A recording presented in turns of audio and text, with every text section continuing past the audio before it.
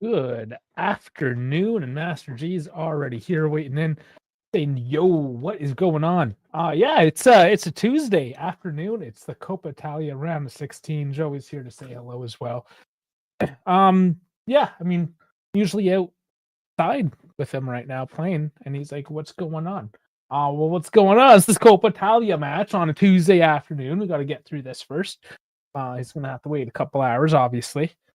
Wait for the wife to get home, and then he can have some fun time. Until then, he's gonna have to be a good boy as we watch. Well, we're gonna see. We're gonna look at the lineup. It is a bit different tonight. It is the Coppa Italia. It's midweek. Some injuries, of course, happening on the weekend.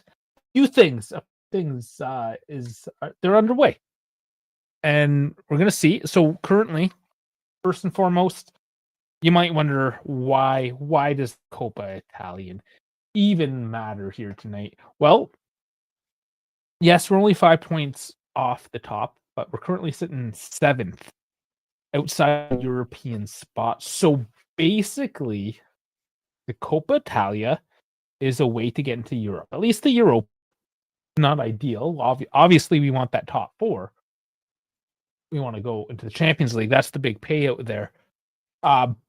But the Europa would make it hurt less. And if we don't manage to get the top five, which is not true, and we're not even in the top five currently, right? So this is a way. This is a way to secure that at the very least. So that is why this Coppa Italia this year is more important than usual. Okay, so a bit of news. Not much, but mostly just Vlahovic.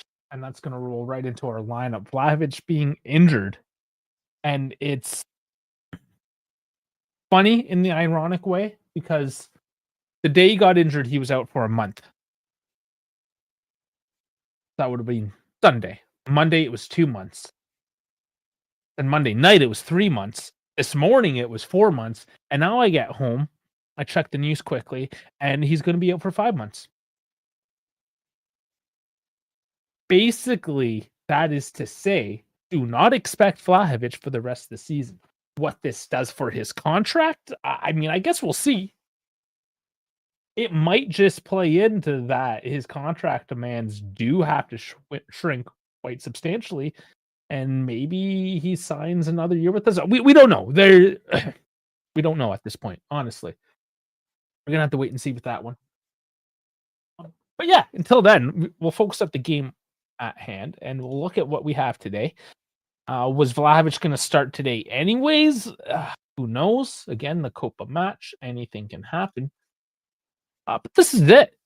Di Gregorio and net. So, and I think will they have both of them injured, both goalkeepers? They do, Pinsolio and Perrine. So both are backup goalkeepers injured. Perrine playing on the weekend, pulling a muscle. Now we have Simone Scalia, who has been sitting the bench since Pinsolio has been out, but new to the bench, Stefano Mangiapocco. So I don't know what the next gen is doing in terms of goalkeepers right now. Regardless, Di Gregorio gets the start. Back three of Kelly, Gatti, Kalulu. Going back to the old back three. Then in the midfield, this is where we see a bit of a switch up. Cabal taking the left this time. Kostic. So he's essentially replacing Kostic there. On the right side, we see the return of Cambiaso. Moretti gets the start again with McKennie, but in the center. And we will be watching this closely. And I don't know if he's reborn, if this was just a Coop Miners as a left center back being good, but he is in the middle of the pitch today, going to be dictating play, taking that Locatelli spot. Now, granted, Locatelli probably doesn't need a bit of rest. Oh, I don't know, man. I have my reservations about this one. I'd imagine he gets yanked at halftime if he doesn't perform. We'll see. So that's the midfield. Sorry, I'm about to sneeze. Excuse me. Yeah. So the midfield 3, 5. Oh my god, midfield 5 with the back 3, meaning a top 2 now of David and Yildiz. This will be interesting because Yildiz being a number 10, perhaps a winger. David being a secondary striker. They're gonna maybe be playing falsely off each other. I don't know if they're overlapping. If David's gonna post up, being the bigger, stronger dude, and sit in front of the goal, and let Yildiz do the Roman. We'll have to see if that plays out. If it turns into more of like a 1-1. I mean, it'll be interesting. And in terms of fluidity, does Koopmeiners end up just sliding back like Locatelli does a lot of times in the defense, making a back 4? Cabal and Cambiaso more like forward moving defenders than they are like they're more wing backs than they are full backs, right? So they're likely to be tasked going forward as well. Of course, helping with the defense, but I can see Coop sliding back in that sense, and McKennie and Moretti both able to go forward. We'll see. We'll honestly see. This could really pan out in any way. It could be very defensive. It could actually be fairly offensive for what a 3-4-2 or 3-5-2 can offer. So yeah.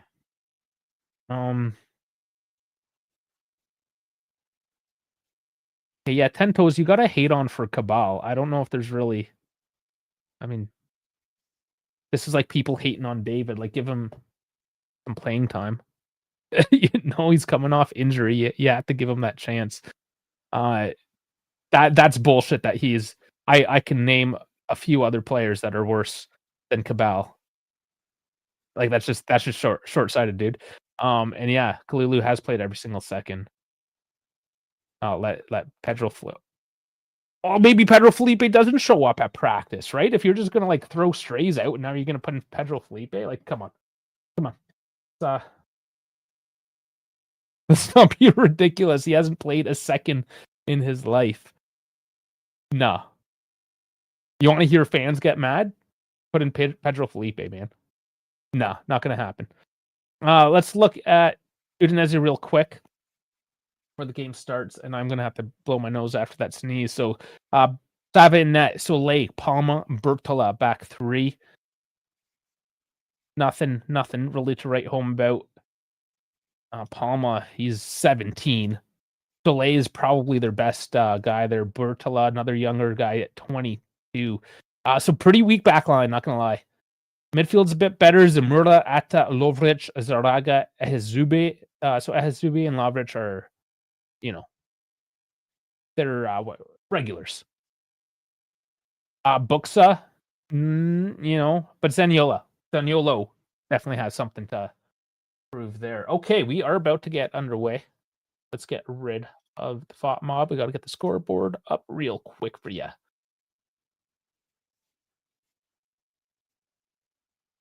Okay, gonna blow my nose super quick here so I can commentate before we get the kickoff.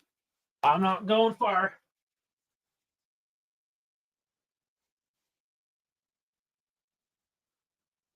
All right.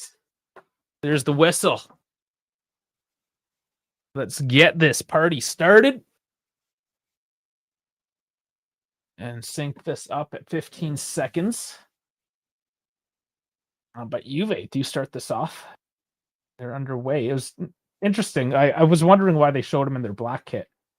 When they were showing the lineups, when they are in fact in their home kit today. Somebody preparing the graphics ahead of time. They probably just used the black and the yellow so it would look very different for people that don't know that these teams look the same.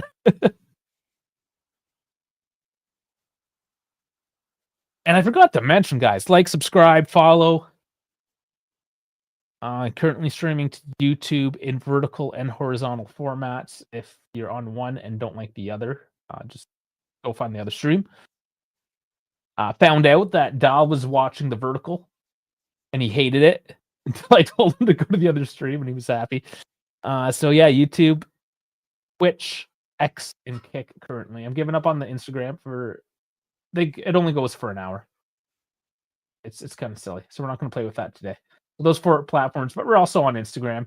We're on Spotify and Discord. All the links are down in the description. Yeah, hit them all up. Catch us everywhere. Meanwhile, it has been Juve just kind of kicking the ball around. Not a whole lot so far. First 90 seconds.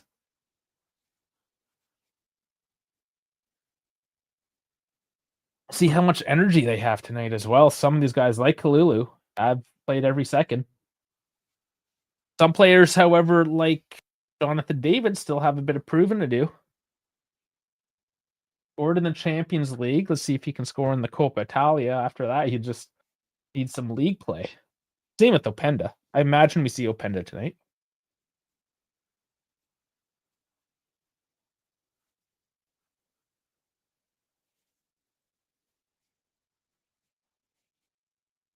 And yeah, just go back to the Pedro Felipe play. Like if before we drop down into next gen unproven talent, we have João Mario as well that can play out there. So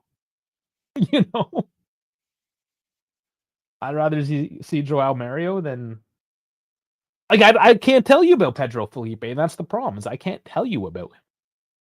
Nobody can really, unless they're in a region where they still get the next gen stuff. Even then, no senior team evidence of what he can do. But you're saying put him in instead of Cabal. I know Felipe is a center back. Like what? I just don't get what you're trying to say. Either way, like what's going on? Where are you putting Pedro Felipe in for if you're taking out Cabal? Moretti can't turn with the ball gets taken down. Now they're fighting the midfield.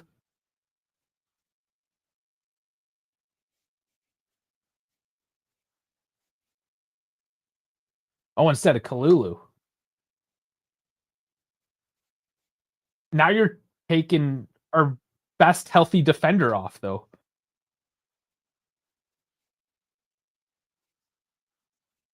I mean, I wouldn't start him anyways. If we're winning like 3-0 in the 75th minute, sure, at that point, but I'm not fucking starting him.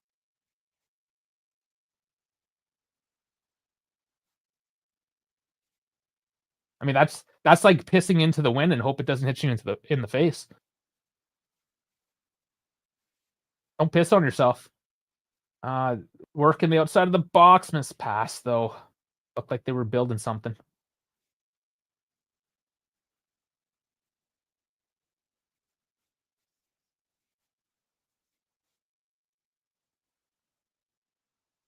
And here's Coop.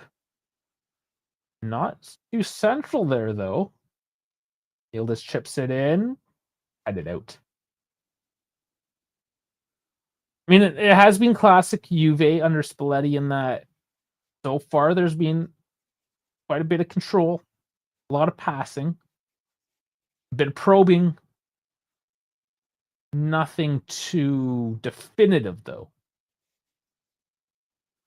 Let's see if they can get a killer touch going tonight. I'd like to see somebody other than Yildiz perhaps creating or scoring the goal itself. Oh, that ball in by Cambiasso. Couldn't quite find a target. Looks like Yildiz just held up a little bit.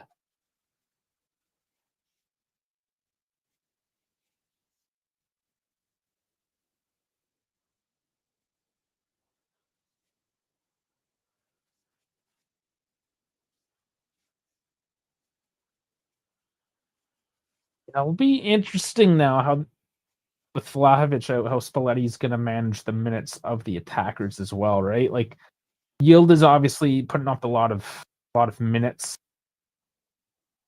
but eventually, like either David or Openda are going to be racking up those minutes as well, right? So it's going to have to be a bit of management.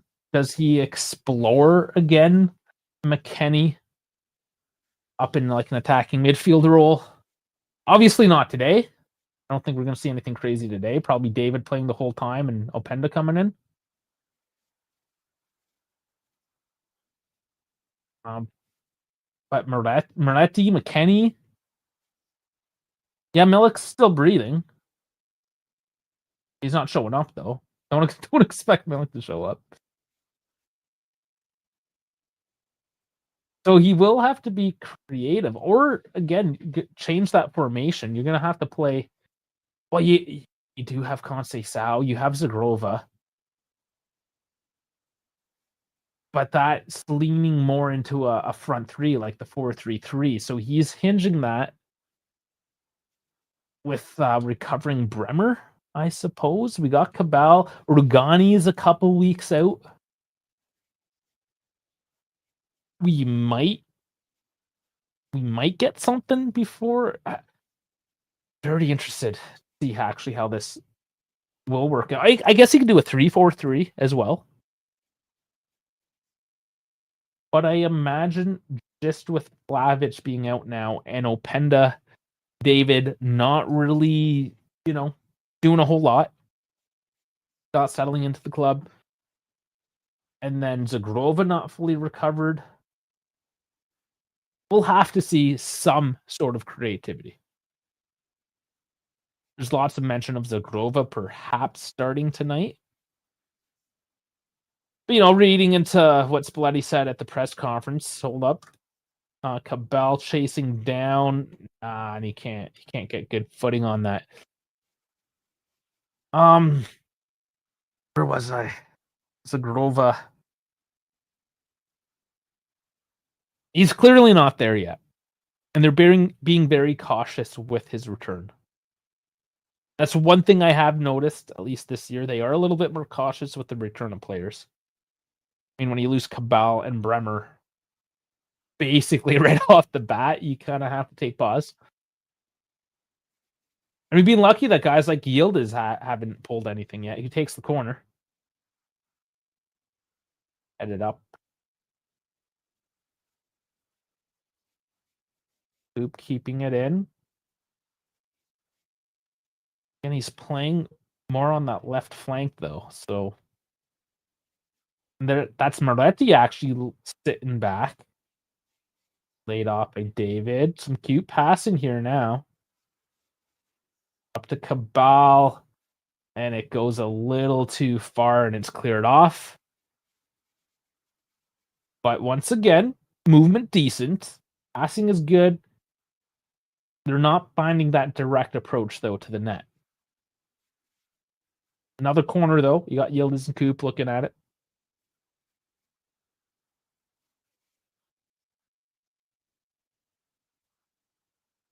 Headed out.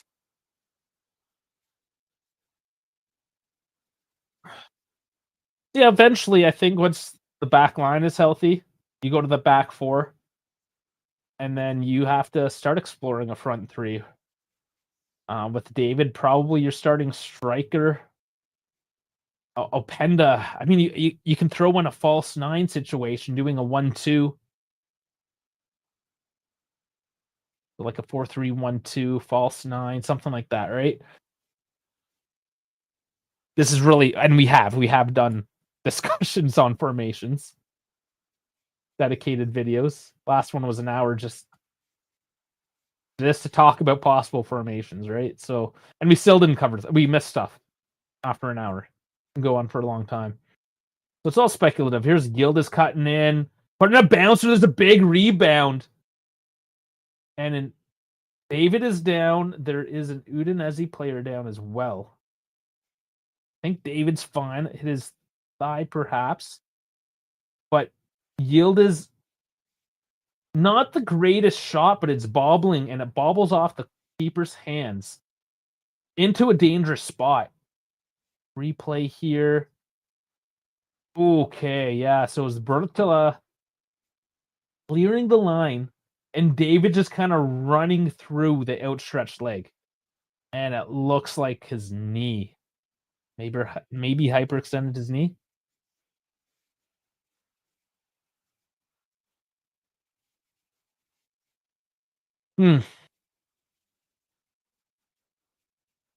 He's in pain, but he's on his feet. I think he'll play on.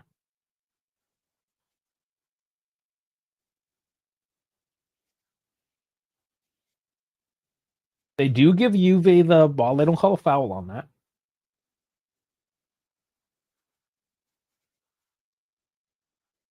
Big throw in, headed into danger, and not quite enough on that.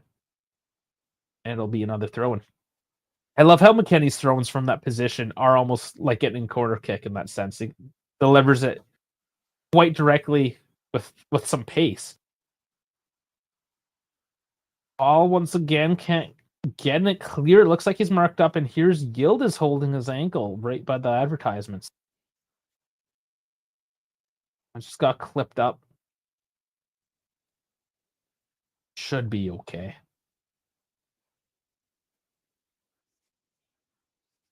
Certainly taking his time with it, but he is fine. I think he's just having a word with the linesman there. He's like, dude, like, buddy, clip me up. Oh, they're putting some of the spray on. I think this is a bit of time wasting, which is odd 12 minutes in. Perhaps just to make a point saying, hey, like, like, what the fuck? Why are you letting this happen?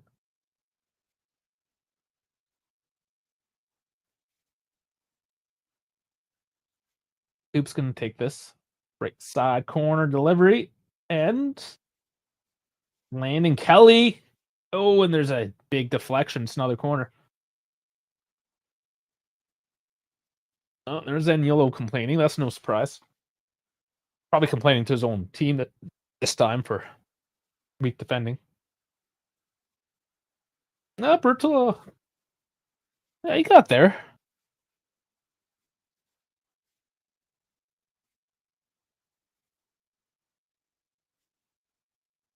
Delivery. Oh, and that was headed off by Gatti, I believe.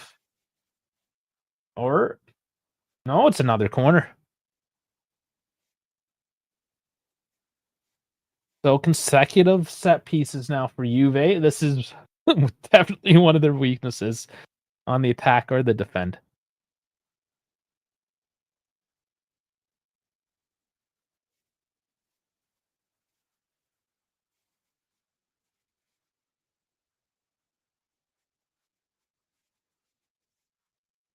Yildiz this time doesn't get past the first man, but it drops out the coop. Back to Yildiz. Titan delivery.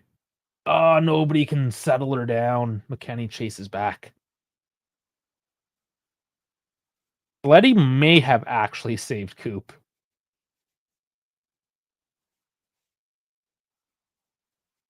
I don't know specifically.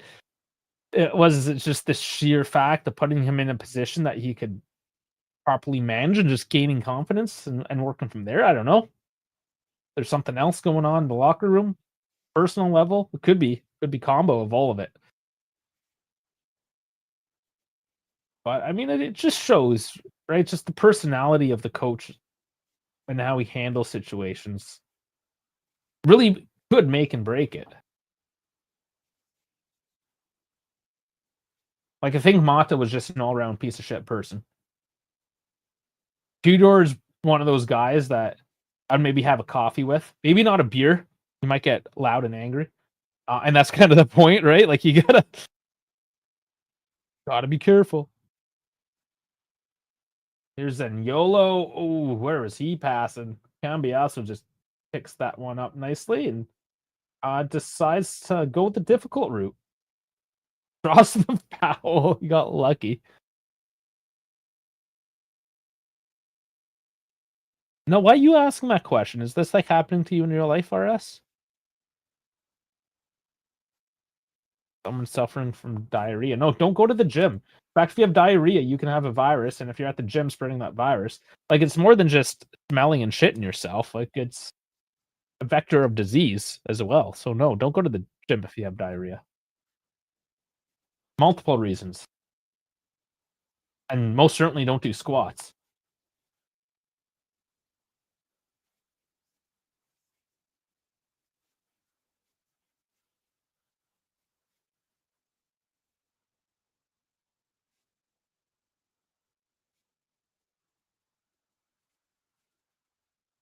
Bal's got a bit of space. He seems to be working well with Yildiz there on the left. Most of the attack seems to be coming there. Nice pass.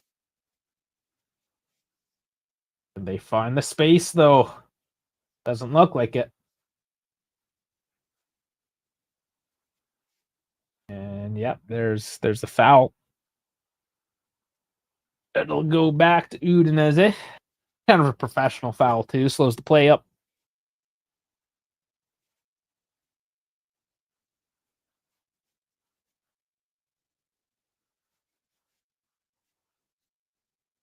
Yeah, 77% possession in favor of Juve. Not really surprised with those numbers. Udinese does have a rare glimpse of the ball at the moment, but they haven't gotten past their back line, and the press is kind of working. Got to go deep with it, and Coop just punts it out for a throw. Still Udinese, but they just cannot find the forward movement.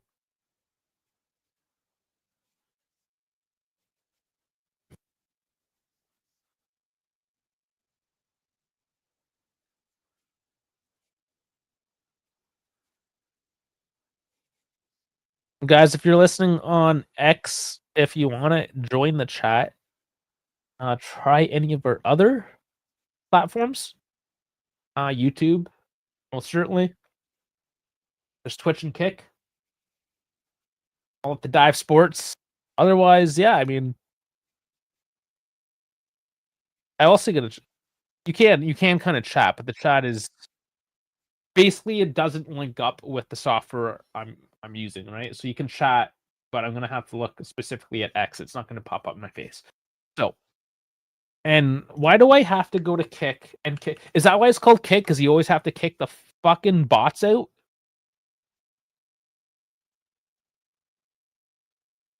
Embarrassing.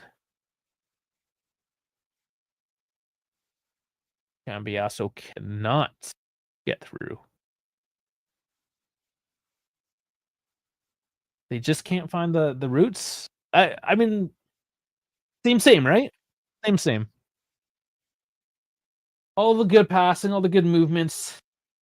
Delivery in the box either doesn't make it. Shot gets blocked off.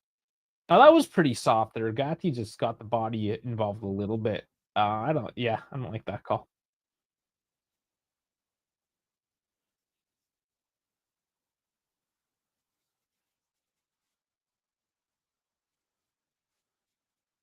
There we go. Banhammer over at Kick. Does Kick and go fuck itself.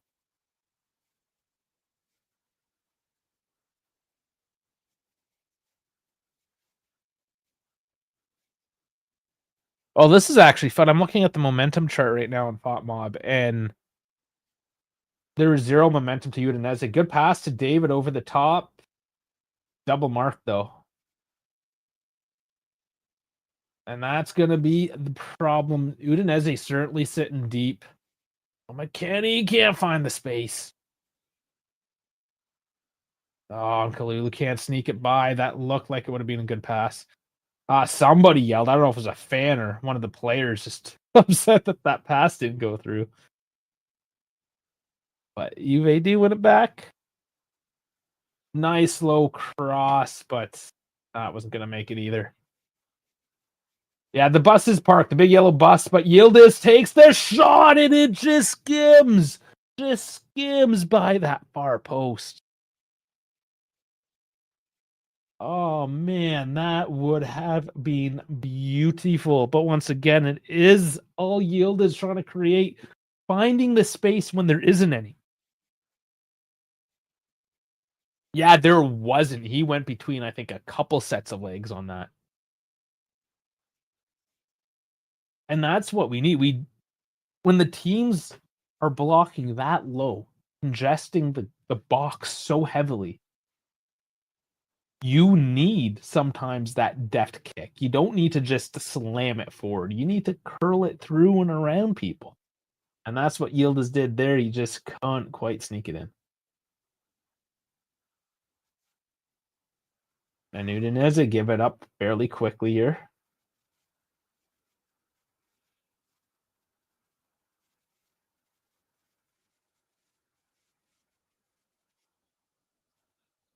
Zaniolo pinches up, but it gets to Di Gregorio. There's no support there from Udinese whatsoever on this press.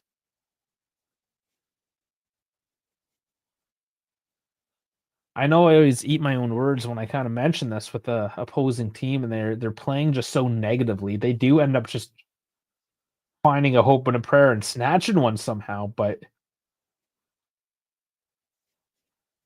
yeah, 22 minutes in, and Udinese just looked really flaccid from him today.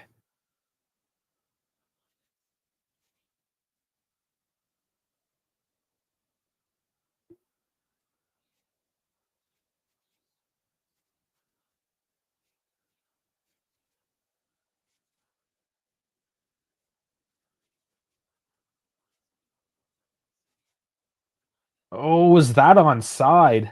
It wasn't, but they lay it off to the man who was. And does David just get the touch on that? It's in the back of the net. I don't know if he did, but the delivery, no, I honestly, I don't care who got it. They're posting it up as Jonathan David, but the delivery, whether it was a pass or the goal itself, whatever the fuck happened, it was beautiful. We're gonna have to take another look. They're gonna look at the offside because there was an offside in the build-up. But I do believe it was two players on that build-up that let the ball pass off through.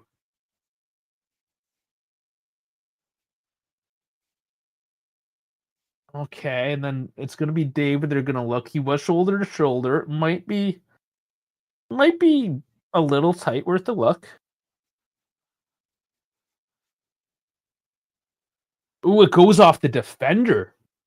That's an own goal. So Weston with the hard low pass. So it goes off both defenders. So yeah, so the goal stands. It's just a matter of who scored it.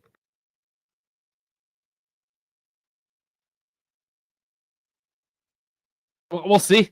As of now, it's Jonathan David on the score sheet.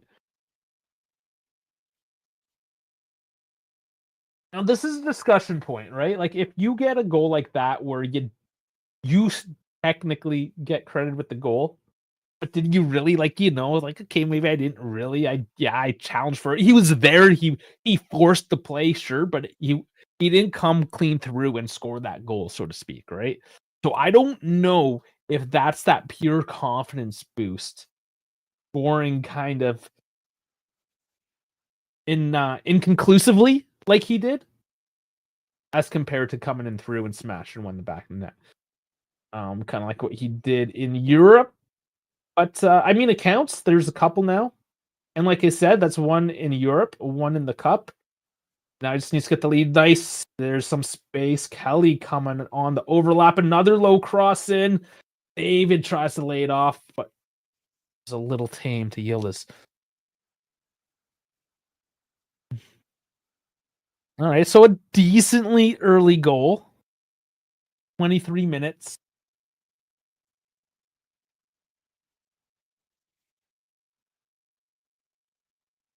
Yeah, so it is still posted as David. I guess really where you can give David the credit on this play, where he showed his intelligence, is when that initial pass came through and it was intended for him. He knew he was offside and he laid it off. And it was laid off, and I can't remember who was beside him as well. Um, could have been maybe Moretti. I'm not sure. I'd have to look back at the tape, but two people laid off of that. It was David for sure. And then just kind of slowing down, letting the wingers, in this case, Cambiasso and McKennie, doing their work. Was it Weston as well that laid off? Because then he got the assist. So I mean, if it was Weston, both of those players in this case were intelligent enough to realize their positioning, lay off that ball. It fell off the Cambiasso, who then redelivered to the onside McKennie, who then delivered it to the onside David. And I think you were right in Weston.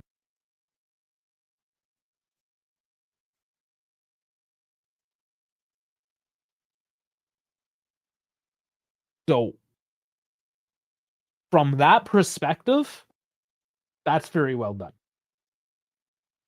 And I mean, does that play into the confidence with David, even though he didn't get that clear goal? He still made a very smart play, and he effectively corrected his mistake, and he turned his mistake into a goal. Both David and Weston did. And the fact that they're both on the score sheet, I mean, fucking good for them. Love it. Very intelligent. And I mean, to add, that whole like laying off, getting yourself back on side and immediately joining that rush, they didn't really just stop. They just slowed up and let the play catch up to them. They rejoined. That threw Udinese off because they did not react quick enough to that, because it did happen quite quickly. So they were not reacting quick enough because of that change up of play, which created yet even more space for that to happen. So it's all these like little moments that kind of build up to create a goal like this.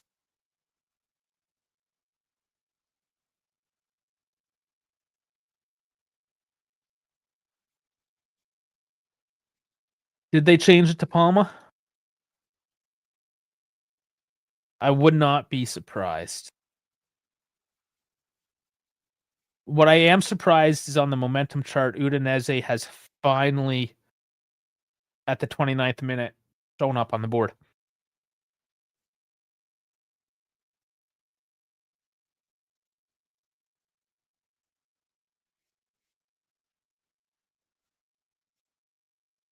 Yep, it is labeled as Matteo Palma as the goal scorer. There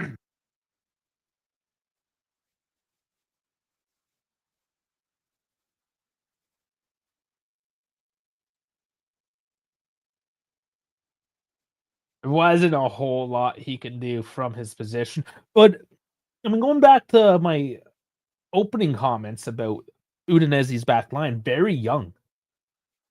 I believe I said he was 22. I'll check that. 17. He's a 17-year-old. It's Bertola that's the 22-year-old. So when you're putting a 17-year-old into a back line against an opponent like Juve, as bad as Juve has possibly been this year, especially on the offense, I mean,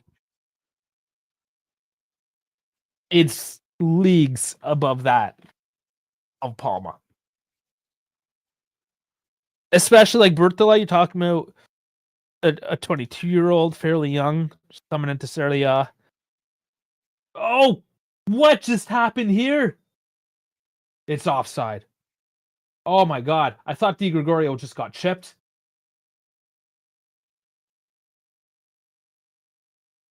Oh, hugely offside. Not even close.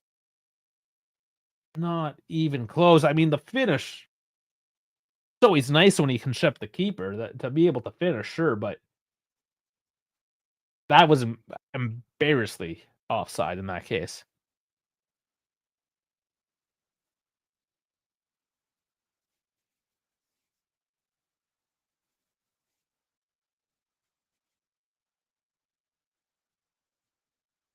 All right, they kick forward here.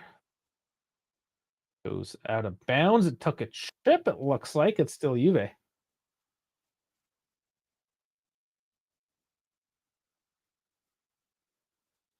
So big thing here, obviously, is to maintain some pressure. Do we get a Juve team under Spalletti that looks for the go-ahead and that comfort security goal? I hope so, because as much as I loved the Max era, I also hated it at times. As he did this weekend once more, 1-0. 1-0 master.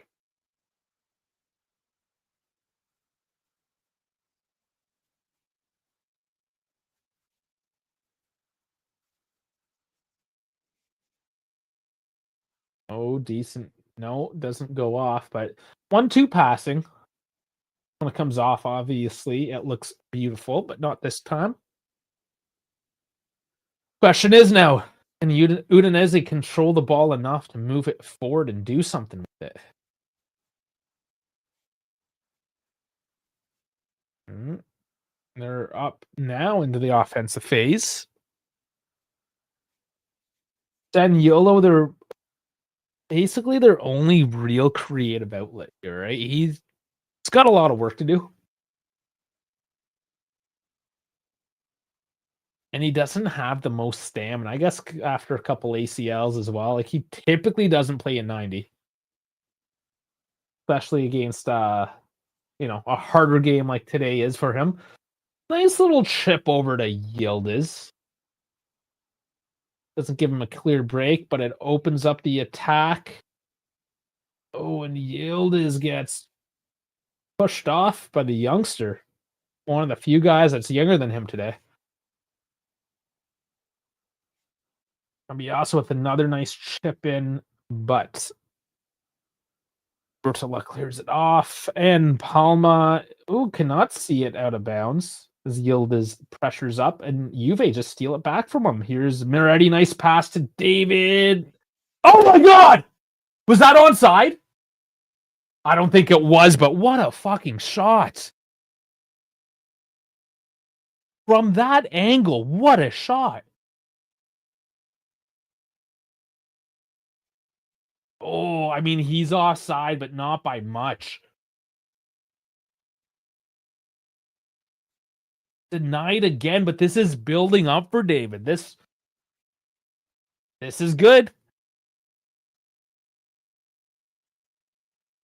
Man, what a shot. I want this to be onside because what a shot. It's that far. Unless there's an angle. But he didn't even react, like when the player is celebrating, you gotta. No. No, I suspected, so we'll get underway here. And it's honestly, there's so many of these nice goals that got called back.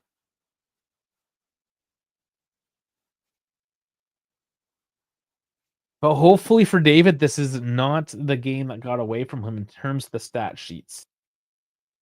Oh, God. Not going down in tears. Oh, yeah, that was a challenge. Coop could get a yellow card for that, really.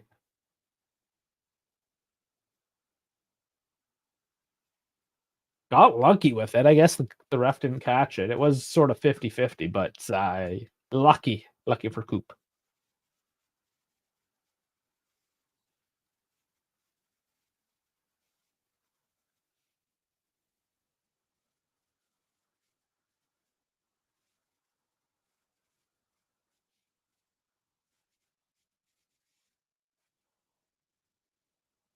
Udinese working haphazardly up to the midfield. Not made easy at all by Juve today, which is nice. Nice to see from the Juve perspective. And there's a bit of movement. No, as I say that, they just get rid of it out of bounds and goes back to Juve. So once again, Udinese just no control at all. Even when given the opportunity to have some control, they somehow frustratingly just don't allow it to happen. Yeah, they're looking at the offside line. Yeah, it was about 3/4 of a body. It was a clear offside, but not egregious. I mean, part of his body was still in line. Dave working hard. Just calling him Dave now. And he's getting called back. There's Atta again. That guy is a bit of a bitch. Oh no, it's Palma this time. Sorry. What? Come on. And this is again the problem. The fucking bitch holding his head. Oh, I'm hurt. How? How are you hurt? You're the one hauling all over fucking David. You're obviously a little bitch. What is this? You think this is like the fucking Southern United States? You touch a black man and you're gonna get him in jail? No, man. You fucking gross some balls. I mean, he is 17. Maybe he hasn't.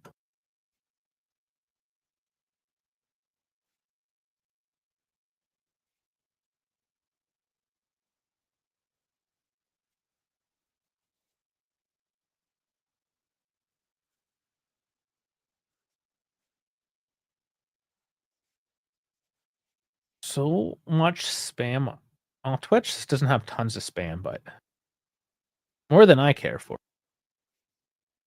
That's why I've always held off, kept to YouTube. YouTube is superior in a lot of ways.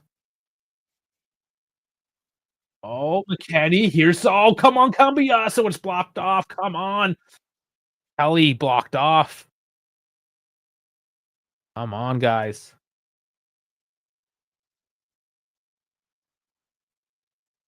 There's some hauling there, Noretti. Don't call that one. Why not? Why not? Why? Why?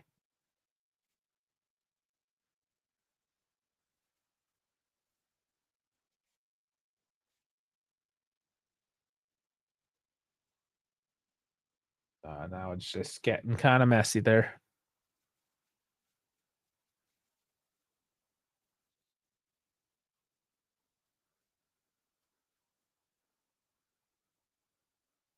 Yeah, there's perhaps a couple of non-calls going on there.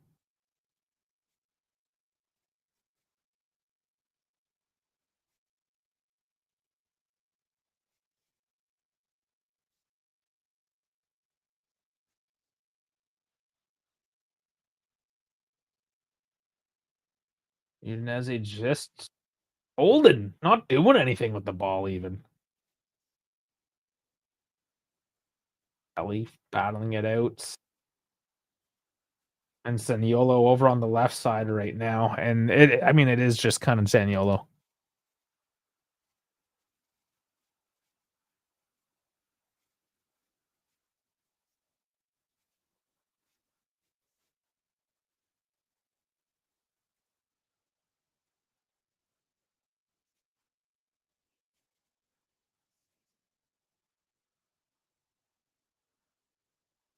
Udinese picking up a little bit, I suppose, in the second half now, or the second half of the first half.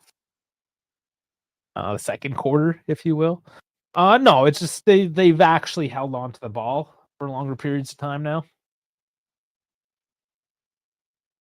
Whether that's Udinese actually picking it up a little bit, or if Juve perhaps are just late in this half up 1-0, aren't necessarily pressing the matter and conserving a little more energy.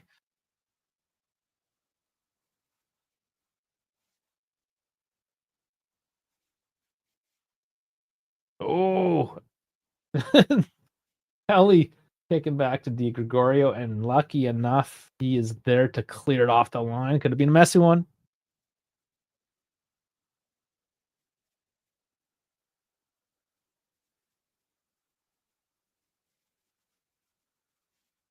Looks like my wife's at work here and watching. Mm-hmm. Why not? You got YouTube at work, may as well use it, right?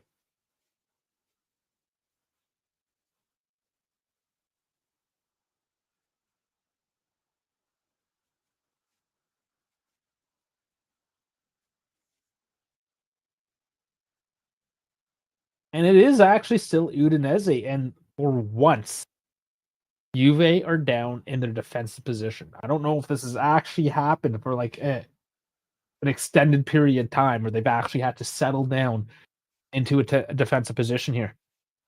It's usually been kind of on a break and they defuse it and counterattack, but man, they're actually trying for a late one here.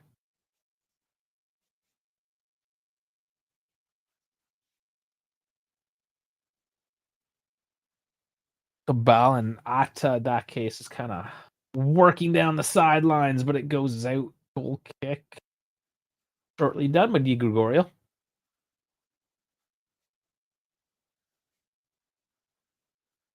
Yeah, it looks like they're kind of in that sit back and chill phase, Juve. Let's see if they go. Oh, they actually do try to release McKennie, who is up top with David at the moment. And Yield is playing as a wing back?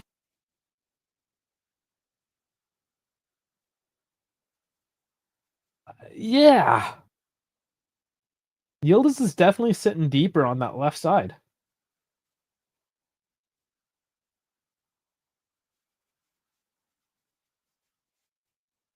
And Moretti now on the right side, winning the ball back. Yeah, things are moving around a little bit today. McKennie back to the right, so staying fluid.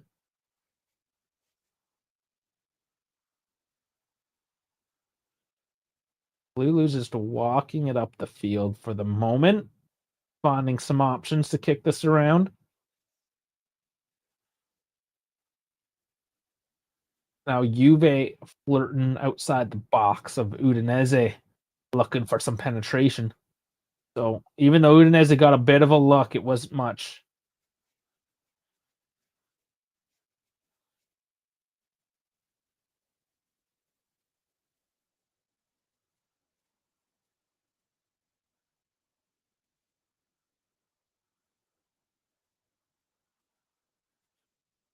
With just over 2 minutes, it really does feel like they're seeing this one out for the half. Regroup.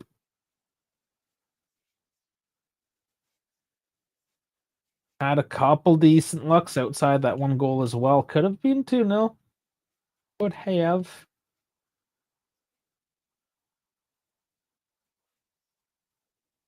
Oh, McKennie takes a slip, but maintains the control. Decent battling. Liz off to Coop, who brings it back into Cabal, and it's a little too long for him. A little too long.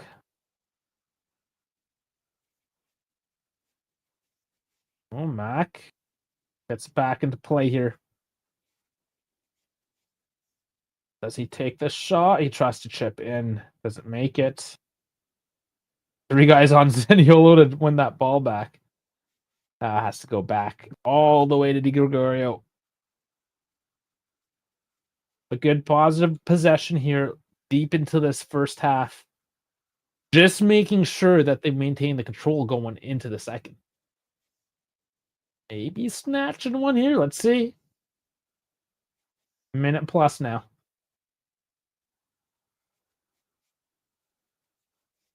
They some reason go all the way back to Di Gregorio. I don't know why that was necessary. Unless they literally are just clock killing at this point. There's no doubt about it.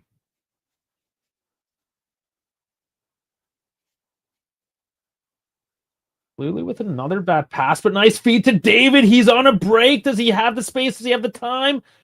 Not quite. Not quite. Double marked again and didn't really have the jump on his defender once he finally did get running with that ball. The ball kind of slowed up just a touch as it came into his feet.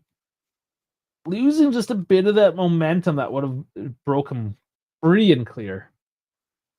Yeah, he was maybe half a pace ahead of his defender there. And of course, once you start dribbling, a couple steps later, and he was marked up.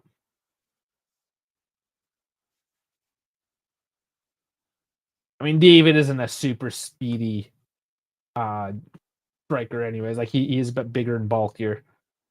He's not going to have that pure pace onto the ball like that, unfortunately. But that size obviously comes up big, especially in the Italian game and other situations.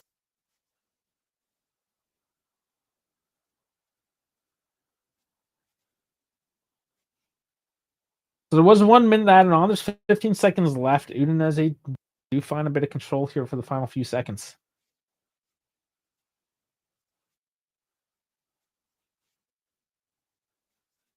No route, though. No routes. And the whistle is called a few seconds early here. And the first half, Juve going in 1-0.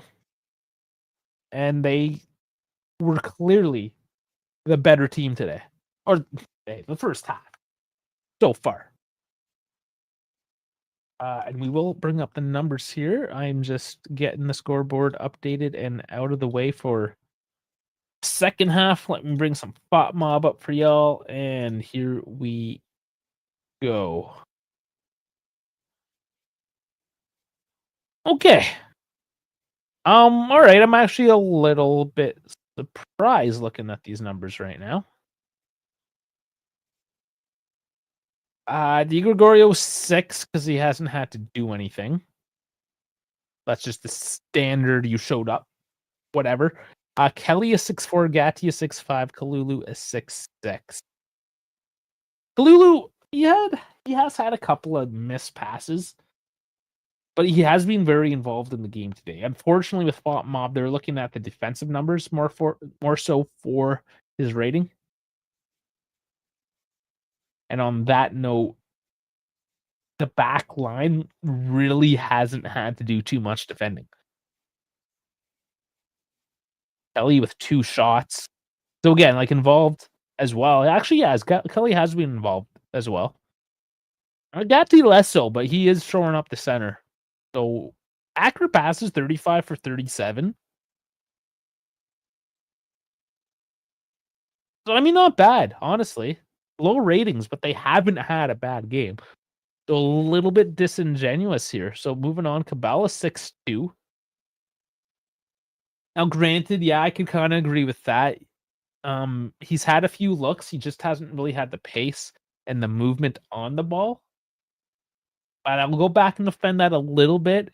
And oftentimes, that ball coming from like a Kelly or Coop Miners has been a little heavy on the touch. It's made it difficult for Kabbalah as well to really get on it. But needless to say, yeah, I mean, not the greatest half. You do have to give him time coming off this extended injury. I'm not expecting too much from him, but it kind of is what it is right now. He's sort of just existing and occupying space. And I'm going to Coop Miners. I give him a 6'4". Again, I guess he was just okay. 28 for 32 passes, 39 touches, no accurate crosses, half, 1 for 2 long balls. So again, like he's been there, 1 tackle, 1 clearance, 1 interception. He's been there, but nothing over the top to really get you excited. Moretti, I guess you can say the same thing. The midfield in general is, yeah, they been there. I mean, they've been slowing down the Udinese midfield. So from that perspective, they've certainly done a job today, and you can't really complain. Again, numbers aren't spectacular, but it's because they haven't really had to be either. Moving off to Cambiaso. Lots of deliveries into the box today. He's been a little more active. He always does better when he's on this right side. Passing 23 for 27. It's okay. 2 defensive contributions. Took a shot, missed, 37 touches, 1 block, 1 touch in opposition. He passes into final third. So I mean, yeah, he's been delivering. He's been doing stuff, but his deliveries have not been on target. Partly due to Udinese just congesting the box as well. Okay, now we're going to the top, and David is doing better coming from Jeff. Yeah, absolutely. He is. We're going to talk about him here in a second. Now, confirming a little bit what we saw on pitch here, they're going to a 3-4-3, which, funny enough, we talked about. That's how they have Juve now lined up. Yeah, it kind of is, but Yildiz, it's not like the most traditional positioning, I suppose. He seems almost as if he's tucked back with Coop Miners and Cabal kind of pinches up, and then Yildiz jumps forward. It's fluid. It's been fluid. It's hard to say that this is the formation. It's been played around with a little bit, I feel, throughout. Okay, going off. Okay, they did just change Lovric because they gave him a 7 as well. Soleil, why are they giving him a 7? Accurate passes 42-42. Okay. I mean, his passing game is on point. Yeah. Ground duels 1, 3 for 3. Aerial duels 1, 1 for 1. So he's been putting in a shift. And like I said, Soleil is their only real defender here, right?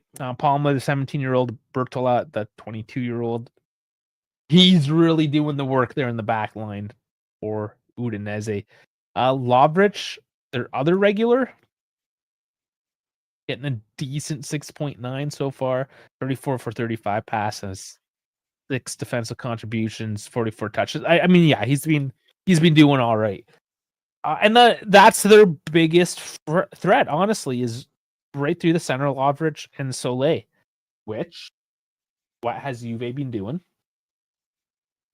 They've been going wide. They've been doing 1-2 passes between Coop, Cabal, Yildiz, trying to walk the ball in off the left. And on the right side, we've been seeing crosses coming in from Cambiasso and McKennie. So we are pushing the ball out wide, trying to negate that Lovric Soleil middle power, if you will, and trying to go around. It's worked out for the most part. If you look at the goal that we did get, we brought it out wide and then threw it back in towards the net. And there was a couple occasions, other than maybe Yildiz. There's a couple direct instances there, but even Yildiz brought that ball from the left and cut in. So it's working. And we can see here, like, Buxa, I don't know how he's got a better rating than Zaniolo. Has he been there? Like, he hasn't even really been around. Zaniolo, I mean, they're going to be all over. He's their only real offensive threat. So, yeah, they're going to be all over the guy. Of course, he's having a bad game. And at his Zube, which I would consider another one of their good players, hasn't done a whole lot today either.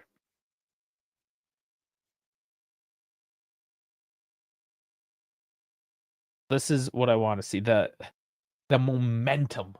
Hey, Vince, how's it going? Thanks for joining, Vince. Yeah, the momentum here.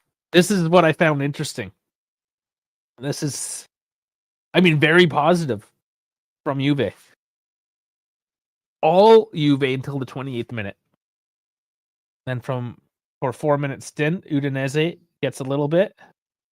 And this is really where the game lulled out here. When I thought they were just like cashing it in. But again, from the 40th minute to the 43rd, 44th. So they had Udinese had 7-8 minutes of maybe kind of doing something. But as you can see, there was no peaks. When they had the ball, there's nothing. There's nothing there. It really has been all Juve. Getting to the stats here. This says dropped off. Like I said, the first half, they really controlled the game. They were really going at it. In the second half, it looks like they were playing more maybe the counterattack, preserving a bit of energy, letting Udinese do a little bit more. As Juve just kind of, game management, if you will. So 50% possession. That's always hard for me. Percent possession. 58-42. XG, we're only at a 2.7. I thought that might be a little higher. Let's see. So this shot from Cambiasso, 0.08. That was one of the blocked ones. Lloyd Kelly, that was also blocked. Lloyd Kelly again blocked. Hidden, that was that tight miss. I thought they might give a bit more there, 0.07. And then, yes, that's why they don't consider the own goal. That's why the XG is so low. Kind of makes sense. Yep. XG for Udinese, 0. 0. 5 shots to 0. We only had the one on target, which is kind of funny, and that doesn't even count as the goal. Oh boy. Passing 272, 90% to 206 at 89%. So yeah, I mean, their passing game is okay. Fell 7-3. Corners 5-0. And again, all these corners that we do nothing with. It's sort of does sum up. I do like when the stats, I mean, they line up with what we see, right? It wasn't anything spectacular. Juve, yes, they had the ball. They had a lot of control, passed around decently, but didn't find a lot of those killer final touches at all, right? So, I mean, nothing spectacular from Juve, but doing a job against a weaker team, which, quite frankly, hasn't done jack all. So if Juve didn't go into the second half up 1-0, I'd be asking a lot more questions about it. It's unfortunate, and again, that's why I'm thinking the XG should be higher, because David's offside goal, if you will. I mean, what a shot! That mentally makes me think that the XG should be higher, but no, that doesn't count.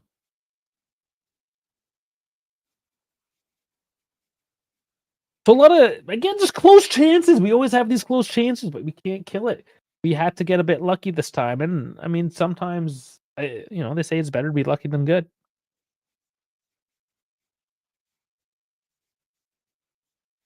I mean, that's that. If we can take a look at the tournament tree here. Where are we? Here we are. Udinese. So we will play the winner of Atalanta or Genoa.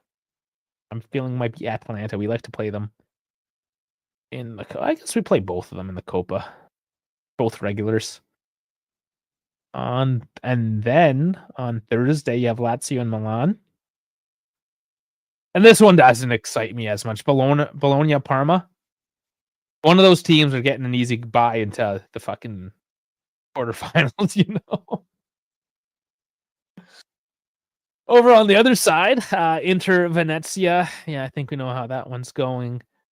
This one might be a little more interesting. Roma, Torino, but Roma having a pretty good season so far. They did lose to Napoli, dropping into second.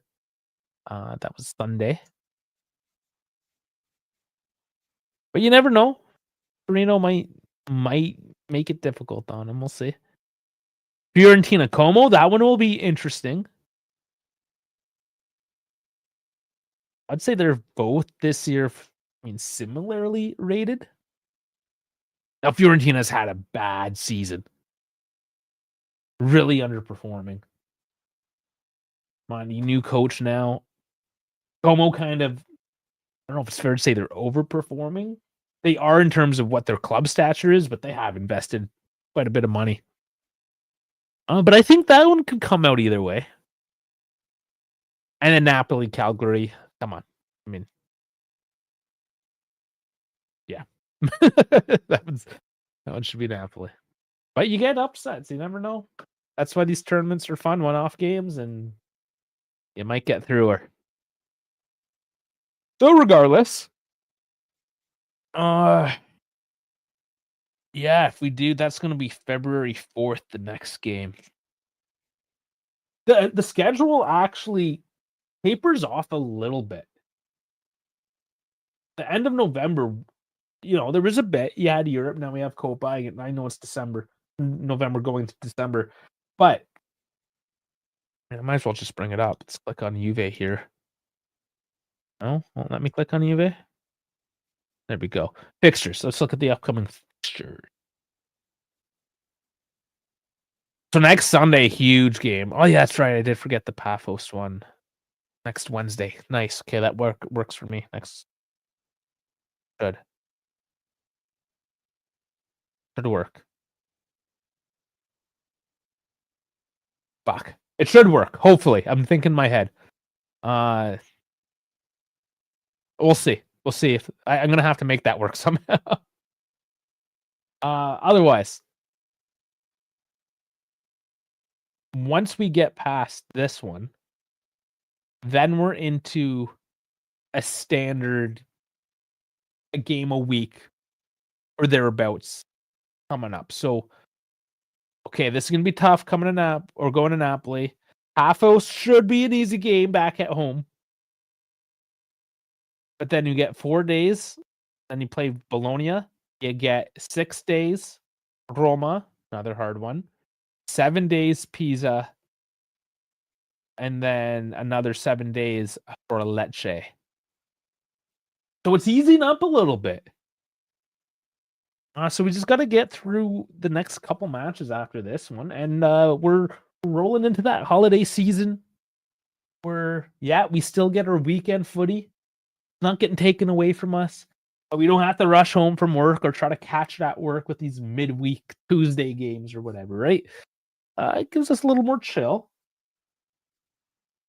But I warn you, there's always a bit of give and take with this, right? So what we're likely going to be seeing, as there's no midweek game, because when you have the midweek game, you got to do the press conference and you're talking about who's healthy, injuries, who's back into training, and then you get a sprinkle of bullshit here and there, maybe some transfer rumors, what have you. When there is nothing happening midweek, and your game isn't until Sunday, even Saturday, but especially if it's on a Sunday, and like they go home on Friday, they fill it with bullshit. It's just, quite honestly, it's just bullshit. All right, we're about to have kickoff here. Here it is. There's the whistle, and I'll get the scoreboard synced up and ready for everyone once more.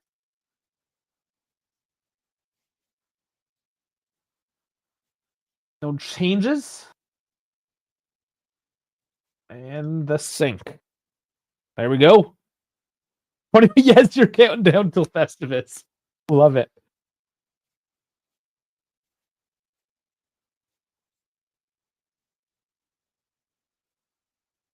Yeah, for those of you who don't know Festivus, that is every December 26th. It's Festivus for the rest of us.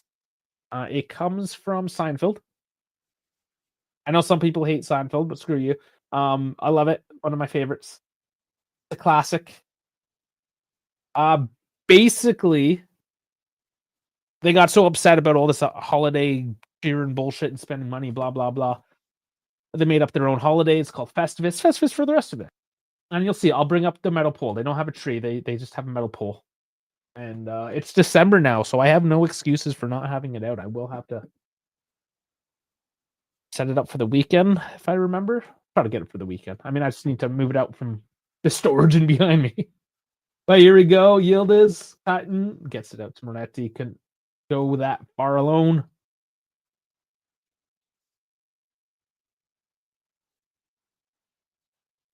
Moretti he's upset. He got tripped up, made a missed pass, and it wasn't given.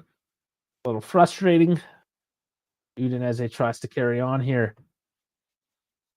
And Zaniolo is just kind of, whoa. That was a long range shot. He pulls it wide, but Zaniolo just kind of losing a couple defenders. They can't get on him. Yeah, loses to Lulu, and Moretti just kind of gives a futile lunge from in behind. And missed him. He couldn't keep up.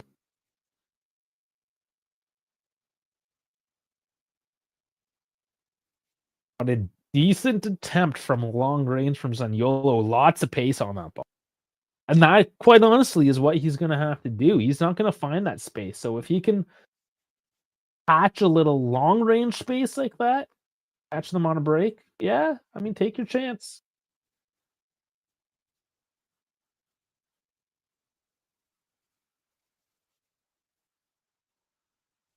McKennie with a bad pass. Turnover at a throw. To go back to the Festivus thing, just to fill people in. The big thing, we can't do the feats of strength really on a stream like this. That wouldn't work. But the big one is the airing of the grievances. Which I guess we kind of do all the time. Oh, nice 1-2s, a 3. Third one wasn't so hot though. Moretti, man, take a shot from back there. Why not? Instead, we're gonna lose it deep. That goes out for a corner, pretty sure. Yeah, that's what happens when you put a 17-year-old in there. You can't even keep it in play. I mean, that's got to be wild though. Getting thrown in Coppa Italia match against Juventus. Like, good luck. Also haven't even dropped yet. So yeah, we invite, and nobody actually. A few people, our friends, end up taking the invite, but anybody that we've had disagreements with in the past, because the whole thing is the airing the grievances, and like we don't hold grudges. Like, come, well, Yildiz takes a long scoop at it, but punched away. Yeah, we'll see. We'll see who. I've been trying to get Alejandro from Bianconeri Zone every year, and every year he gives me this like half-hearted, like, "Yeah, we'll see. I'm busy." I'm like, "No, you're not. You don't do anything with your life. Just come on, fucking." We even do it earlier so the Europeans can show up. We do it at like 4 p.m. Just 10 p.m. European time. So we'll see. We'll see who wants to come and air their grievances this year. We've had the boys from All Things Alvalade, which we saw a few weeks ago. As we had the Porto game. I think last year we had we had Rick Ozzy. He comes in the chat sometimes. Rick Ozzy from the Three Even Teams podcast. He joined us. I think we've had AJC on. I don't know for Festivus. We've definitely had AJC on before though. But that's kind of what it is. We just bring people on and kind of a fun stream. It doesn't have to be footy talk. We'll talk about whatever. We just kind of have fun with it, you know? Just to celebrate the holidays. Meanwhile, Coop is down holding his right shoulder.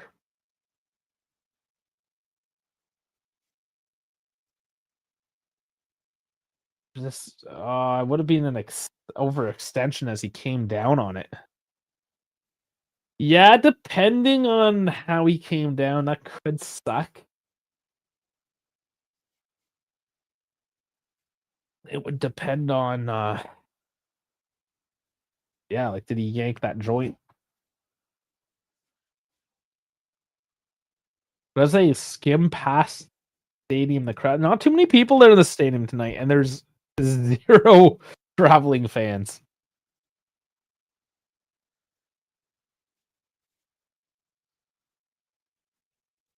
Well, looks like he's fine.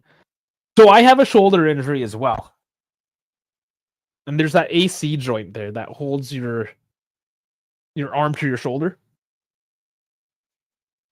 And if you yank that, it's a pretty rough injury. I got to playing hockey. It's a very common hockey injury. I've been to doctors that have looked at me and was like, "You play hockey?" I'm like, "Yeah, I can tell." It's like your shoulders. So it's a thing. You end up getting like pointy shoulders. I don't know, that bone on your shoulder that points just kind of it just yeah.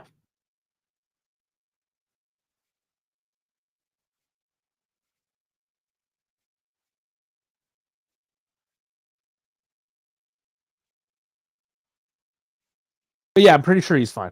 Coop. Like Coop just kind of fell down a little hard. I was going at full stride, skating into the corner boards and put my whole speed and body into my shoulder joint. So it was a little bit more of an explosive type injury than what Coop just went through. So yeah, he's fine. I went back to work after. I shouldn't have.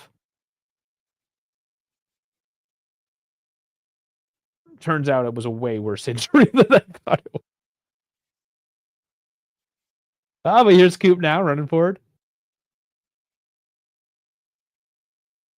By run, I mean, I don't know, briskly walk. What does Coop do? How would you describe what Coop does? Because it's not running. Prancing. Hobbles.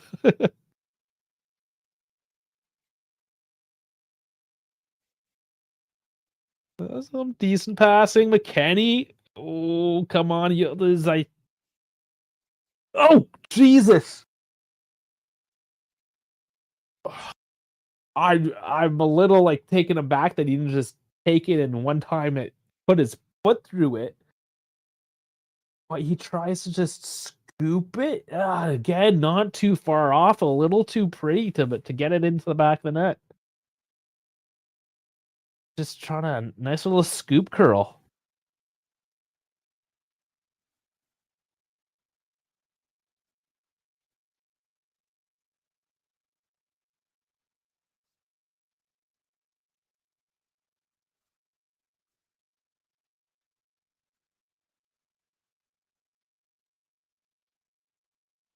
Okay.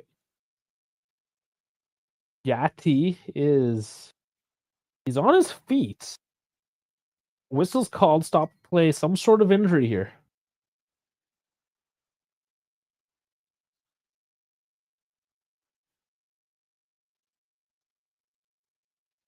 And defensive options aren't the greatest. I guess you could slide Coop back there and then put in one of our midfielders,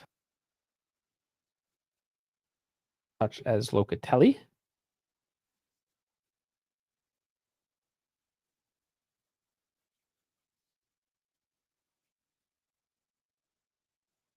He's he's hobbling off.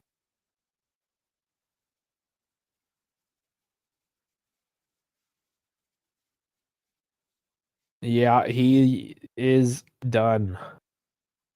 And there's a reason why he's being rested. Yeah, so Locatelli is coming on, so Coop is going to be sliding back.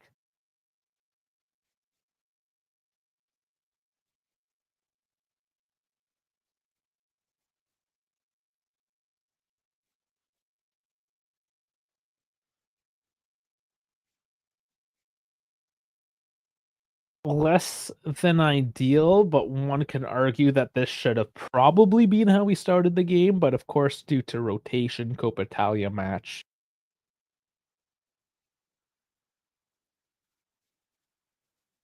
You would think this would be a good match to put Gatti in. Perhaps it was, in hindsight.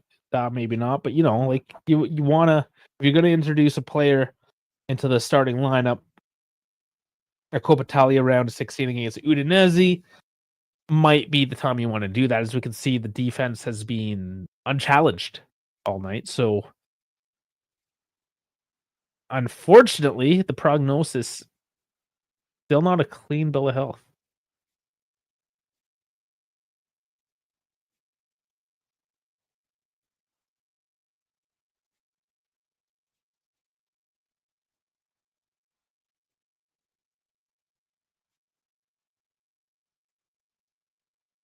Udinese with the ball now, and will they find any sort of hope or maybe a glimmer? Maybe they're looking at the weakened back line, using quotes there, trying to attack forward. But this one looks like they did absolutely nothing with it once again.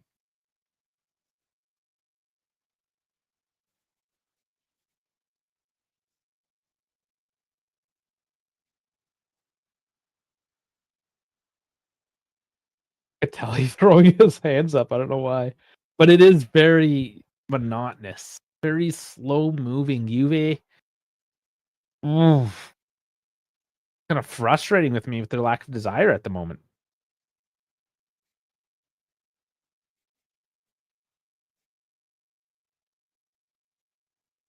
Taking them a little bit to wind up, but a through ball, that's not going to make it to David.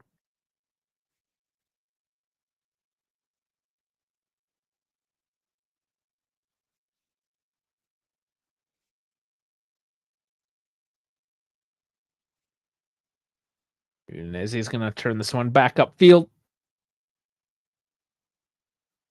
Yeah, I just don't like the atmosphere of the second half so far. Oh, that ball seen through. Di Gregorio will pick it up. No real quality to that.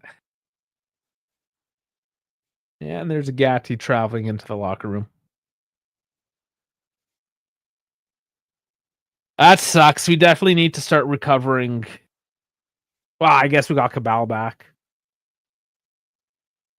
It just showed it quickly. I don't know. There's no contact there, I don't think. It's cramped up or something. But there are a couple changes now. Zaniolo and Azarlaga are coming off. Till Zaniolo won't play a 90. He won't even play a 60. Then Iker, Bravo, and Miller.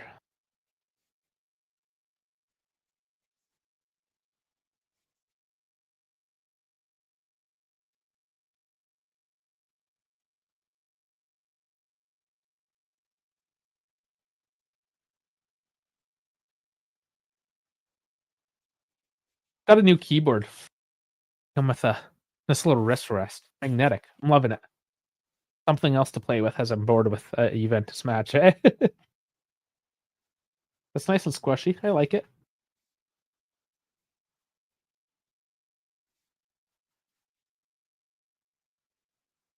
Oh, so Primo, you were just joking, saying another serious injury. You're being facetious, but no, you are mistaken because it is serious. Yeah, we'll see what the reports say on that one.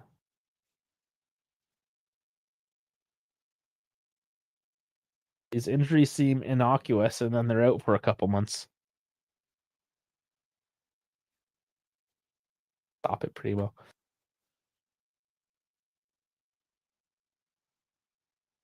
They've just taken their heart out of this match, it seems. Like the first half, they were a lot more just into it.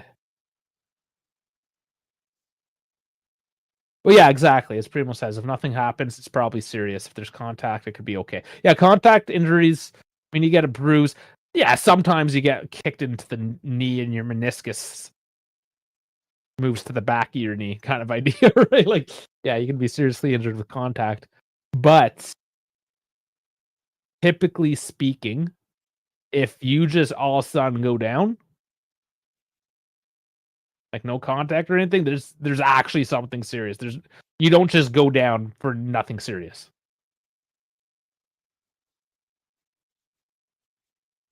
So yeah, probably a couple months, I imagine, unless it's just a quick relapse of his current injury. Nice feed into the box. David collects it, and Yildiz, shoot! Just somebody, just shoot it! Oh my lord! Way too many passes that low into the box. And trying to draw a penalty or something? I don't know, but killer instinct. A lack of it.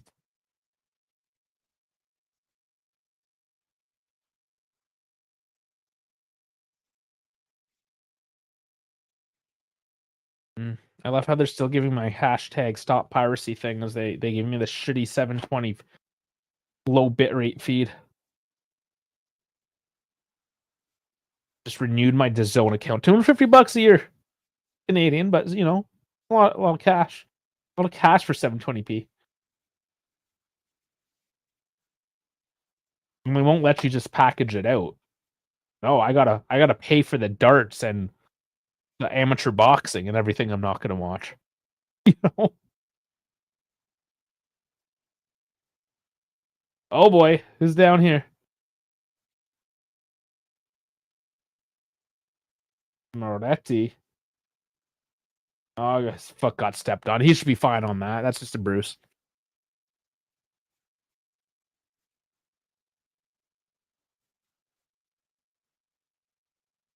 You see, the problem with that, Primo, is there's already sometimes a delay.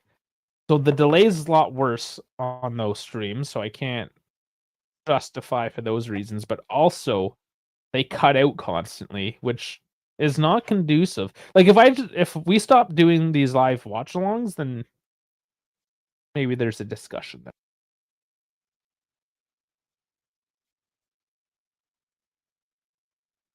But yeah, when you pay good money for a product, you want a good product. Good money, good product, right?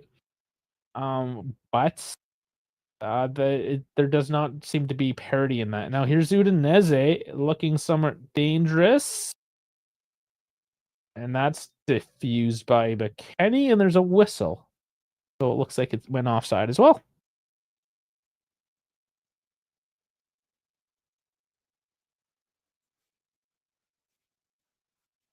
Yeah, Paramount doesn't do Canada. So I mean, what do you want me to say? You know, like this is what I do. It does come with the NFL though. That's one of the reasons why it is so expensive here in Canada. It's actually more expensive in Europe. Like 60 euros a month in Europe, which is insane. But no, the sheer fact that I get all the NFL games, which I mean, I'll throw on once in a while. I'm not a big NFL guy by any means, but that's straight up why it costs so much.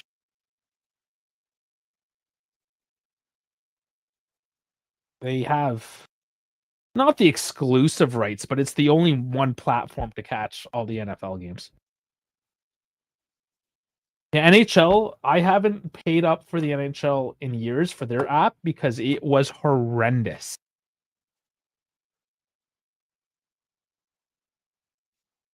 I think I bought it last time 5 years ago just for the playoffs. And 5 years ago, I was still not happy with it. So unless the app has improved. Well, the big thing. Sorry, as I blow my nose. Oh, hold up. There's David. Still going. That's got to be a penalty. But here's McKenny. Oh, 2 straight on. They're letting him play on. David's still down. It looked like there's contact. Could be wrong.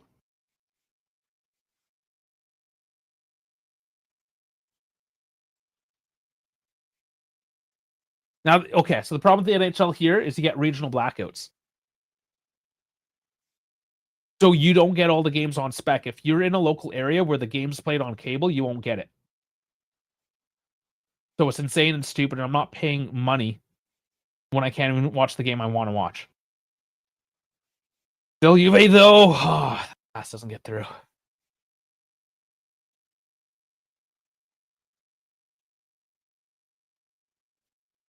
And that's, as you say, you need 3 things. Like right now I have Fubo, and DAZN. Fubo gets me Serie A. DAZN gets me Champions League and Coppa. And the females, I think, once in a while if I wanted to. Dog's eating my headphone cable. Come on. Be good, Joey. No, we'll go out later.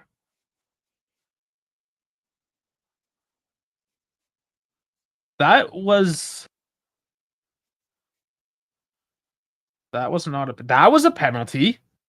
Yeah, that was 100% a penalty. Okay, they are calling it back. I mean, it's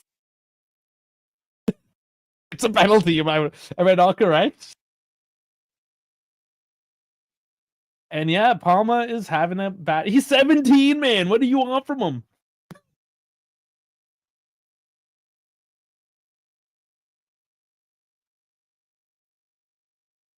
I mean, definitely going to be a learning experience for him, but own goal. And if this is not a penalty, I mean, have I any faith for Serie A or the Fiji? Let's see. Moments away. And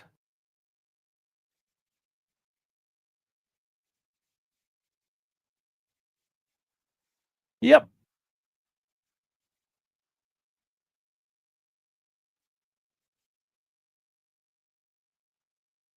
Yeah, it's,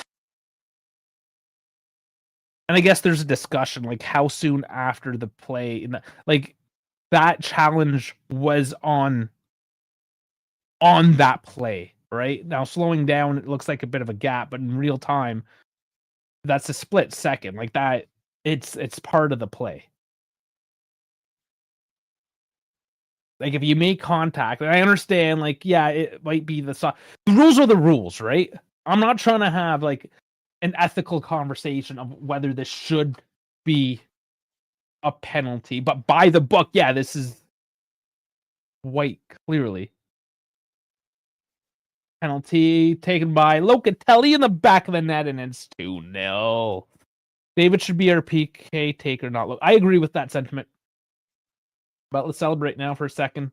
Yeah, David. I mean, Cabal. Technically, I'm all for like who drew the penalty should get it. Now, if you're horrendous, like okay, maybe Cabal shouldn't take it. But, I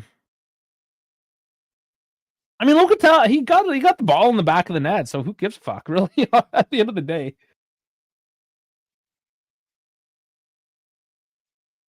Yeah, 68th minute, 2-0. We still have 4 substitutions. That's all right. Yes, Primo. I also miss when the refs just made calls as well. It's a crutch. Again, we can talk about the theoreticals of what can be done, what should be done, but I mean, this is how it is. This is how we play the game in 2025. So, I mean, it is what it is. It was a penalty. It was given. Locatelli takes it. Bing, bang, boom. Let's go. Udinese now kicks this one off. Continue on. 20 minutes left.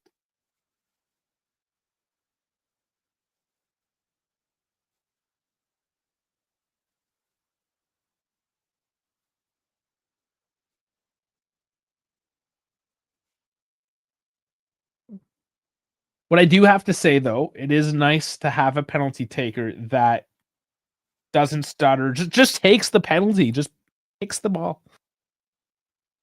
Oh, Rich looks like he got a little rough there on that tackle. Atta on the ground. Was it Atta that made the tackle? No, it was Lovrich. But Atta went down for reasons.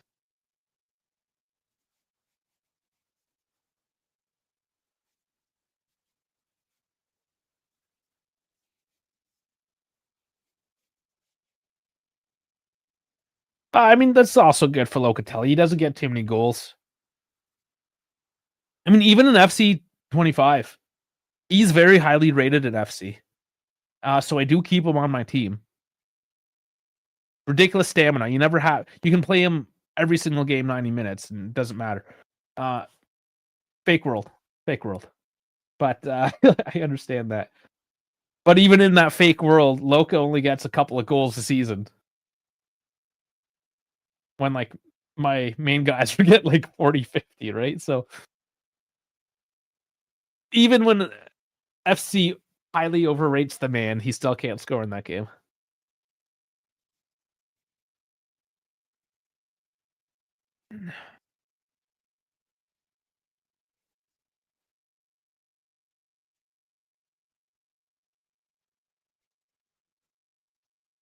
Okay. Udinese make a couple more changes.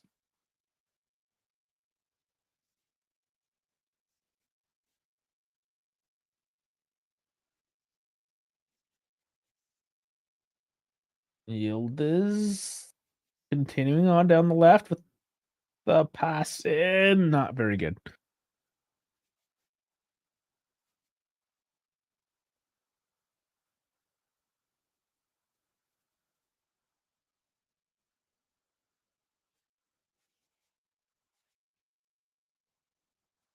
And just for reference, Ekelenkamp and Nguye have come on for Udinese. Who came off? Atta and Buxa. So I'm kind of happy Atta came off because bit of a bitch.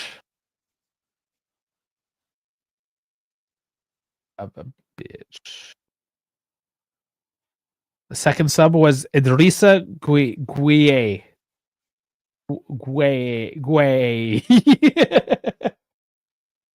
Something like that. I know what you want to call him.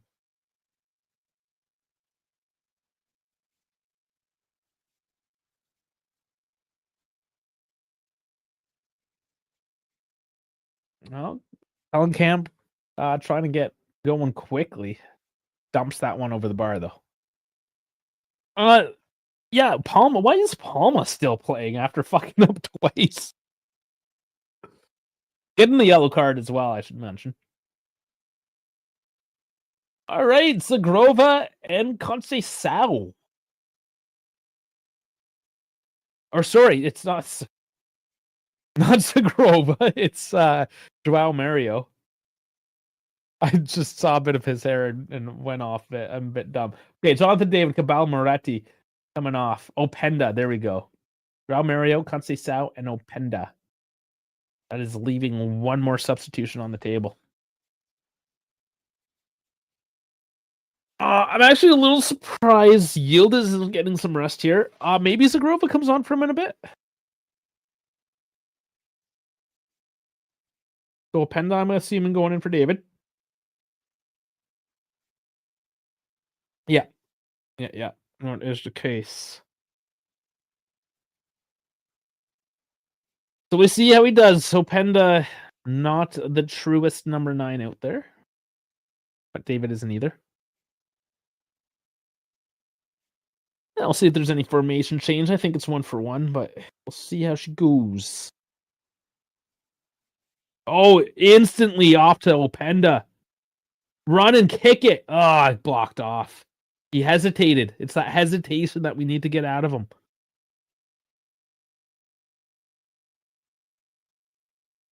Yeah. Doesn't use his speed. That's maybe a lack of confidence that he hasn't really built up here in Serie A. Now, I don't know. Like there is less space that deep in the pitch in Serie A. Granted, I mean, you gotta break that down. Gotta watch the tape. You gotta. I mean, I don't know. You gotta figure it out, man. If Ciro Immobile can do it and get Capo Cannonieri, God damn it, Openda can do it.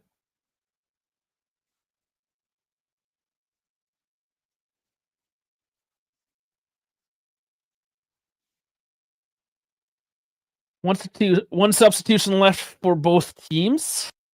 Yeah, I want to see Zagrova.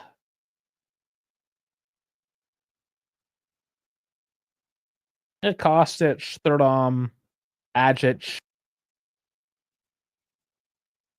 I mean, I think you're going to see Zagrova before Agic, assuming Zagrova's good to go, which I think he is for a few minutes.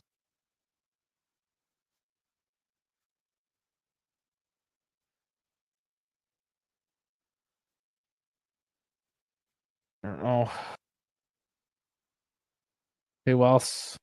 Who else would you take off?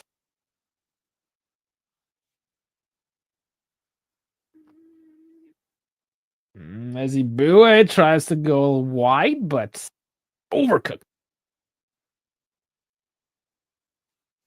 I'm still going at it, though. Substitutions adding a little bit of speed for Udinese. It's a little bit uncontrolled, but I mean, it's making them move around a little bit, keeping us on our toes.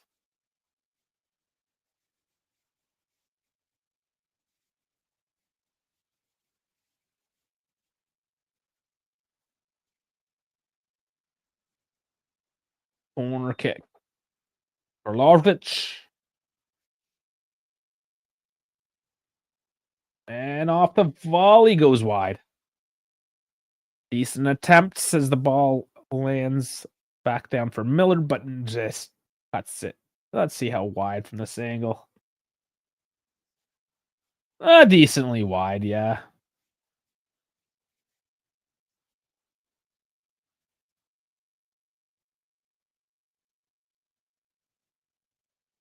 And just how late the substitution's going to be, because we're already at the 77th minute, I can see it being Zagrova just coming on for 5 minutes. Oh, decent. Just booting that forward. Openda, open space on the left, has to work it in now. And he gets to Cambiaso, who's diving in there. Settle down, though. Yildiz trying to control it. And once again, they don't jump on that open space that they were given.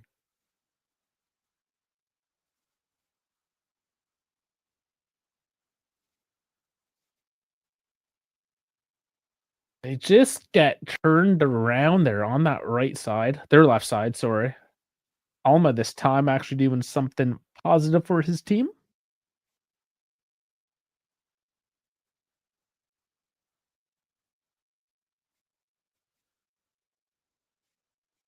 Yeah, I'm surprised Palma's getting a full game out of this one.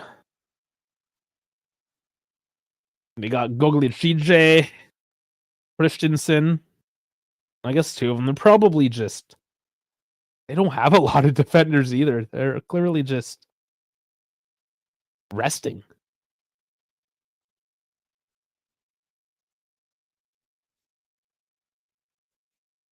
Yeah, they don't have a lot of defenders in their lineup at all. 5 total? Playing a back 3 and you only have 5 defenders? Okay.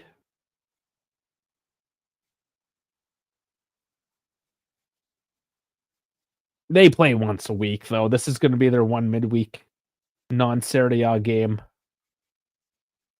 I guess they can get away with it, barring any crazy injuries.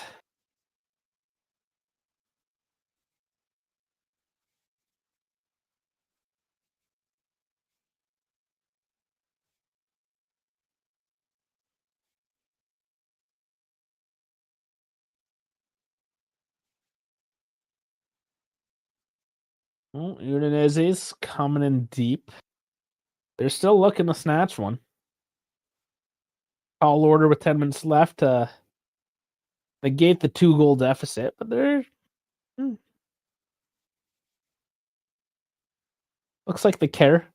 Eklund Camp actually is trying, coming off the bench, making a name for himself.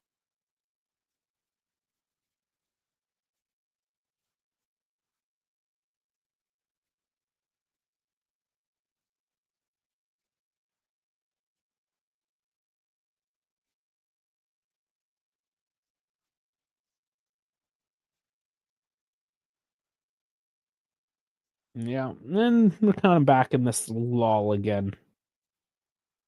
Oh, giving away. Say lull. It mostly means a lull from Juve as Udinese. Uh, they win a foul there off Locatelli. No, Locatelli won the ball.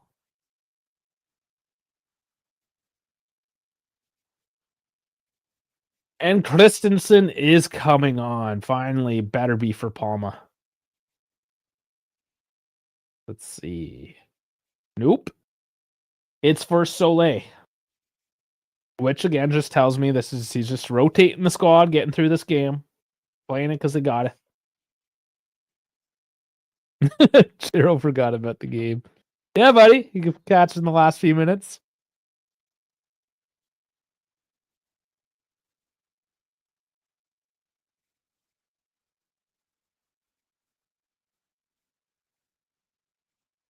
I mean, it hasn't been spectacular. There was moments where the spectacular could have happened.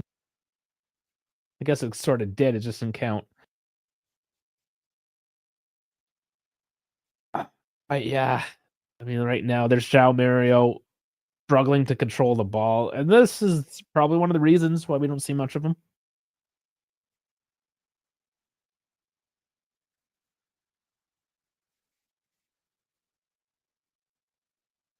Would love to see Zagrova give Yildiz a few minutes rest, though. This deep in the game, I mean, I believe we're under control here.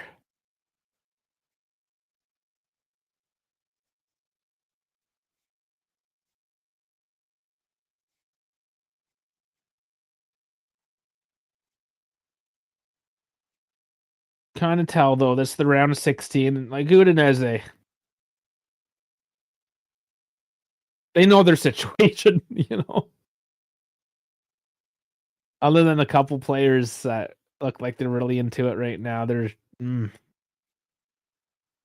think we're just gonna see this one out in the last 7.5 minutes now. Moretti 10.2 kilometers as well as Lovric, but Moretti's sitting on the bench, so that makes sense why he got taken off. He put in a hell of a shift in those 70-ish minutes he was on. And there is Zagrova coming on for Yildiz. As suspected. So there's 7+ minutes for Zagrova. So he's going up from playing 5 minutes a game to 10 minutes a game. This is positive.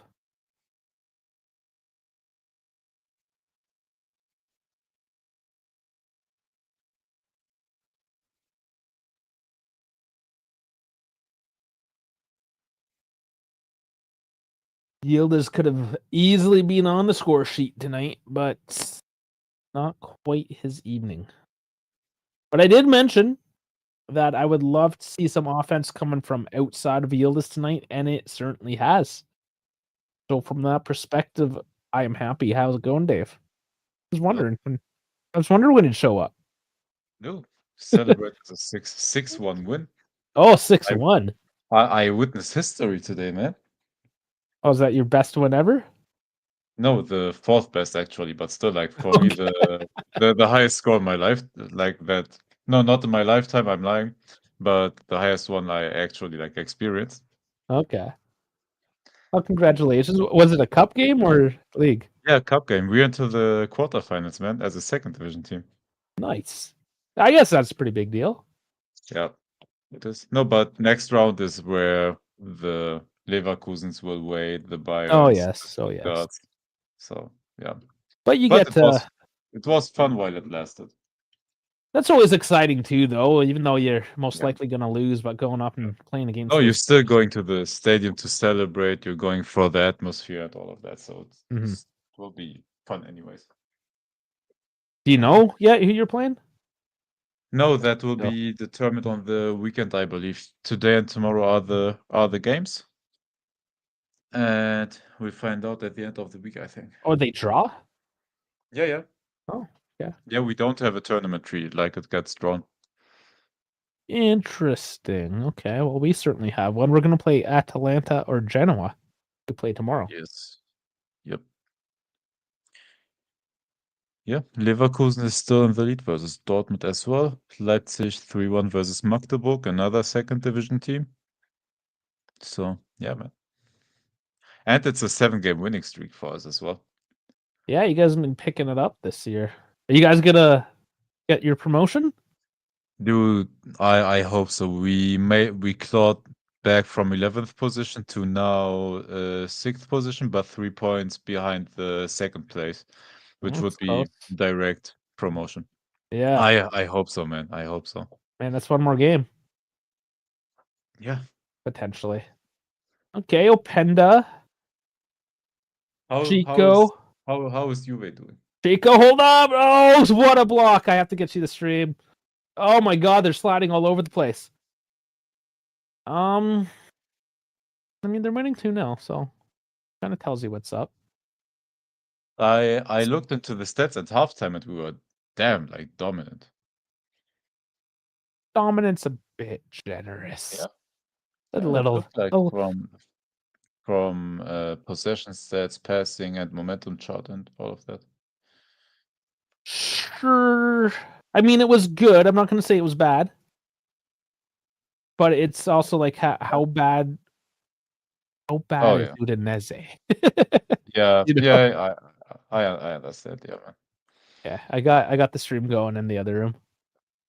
Oh, and the 16-year-old kid I told you guys about scored today. He's the youngest cup goal scorer ever in Oh, Germany. there's some actual history there too.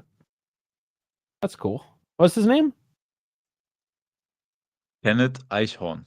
It's a very German name. Yes. There's McKenny. What does he do? Crosses it in. When's McKenny gonna take a shot? It's more of that, like take the fucking shot situations.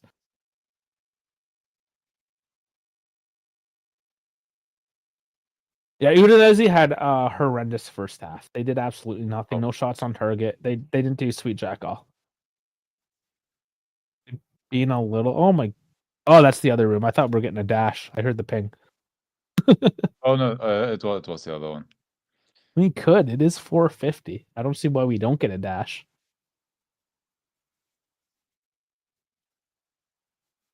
The Garova's getting hauled down. There's a call. And it took a bit because I made a stop at McDonald's. So. Oh, McDonald's. I had fast food today as well. It doesn't happen too often. But Well, I wanted to go for a good old classic bratwurst, but the lines were so long. We said, well, just let's go. Like after the game, then eat something. But yeah. Yeah, that's unfortunate. Yeah, we have this place called Mary Brown's. It's from Newfoundland, the East Coast. But it's a fried chicken place. It embarrasses KFC. Not even close. Yeah. So KFC's chicken, like compared to others, is not even good. Like it's okay, like you can eat it. But you can like throw But Popeyes in the mix. Like Popeyes can go fuck yeah, itself. Like Mary I Brown's is never just I never had Popeyes before. I did not yet. it's whatever. It's okay. It's whatever. If you ever come to Canada, get you some Mary Browns. Yeah. I- But yeah, it was one of my employees' birthday, and instead of doing a cake, whatever, because his wife like bakes cakes and everything, so he doesn't need a cake. Yeah. Oh, turd trout Mario, that was a horrible cut. Oh, that was a bad shot. Yeah, he just really likes fried chicken, so I was like, all right, I'll get a bucket of chicken then. So that was her birthday celebration. I enjoyed it. I think that's way better than having a slice of cake. Having a chicken meal, fuck yeah. Popeyes is like the cheap piece of shit around here. Yeah, man. Mary Brown's is actually the expensive chicken place, but it's one of those things. Like it's kind of worth it just to get the extra quality. Yep. Like their taters, nobody touches their fucking taters. Like you can fuck with their chicken. It's not like their chicken is over the top, but their taters and their salads, everyone else can go fuck themselves. Yep. Taters. Like they bread their taters as well. They're the wedges, Mm-hmm. and they use like the same chicken coating on it. Yes. Oh, yeah. 90th minute, 5 added on. My time did not update. What happened there?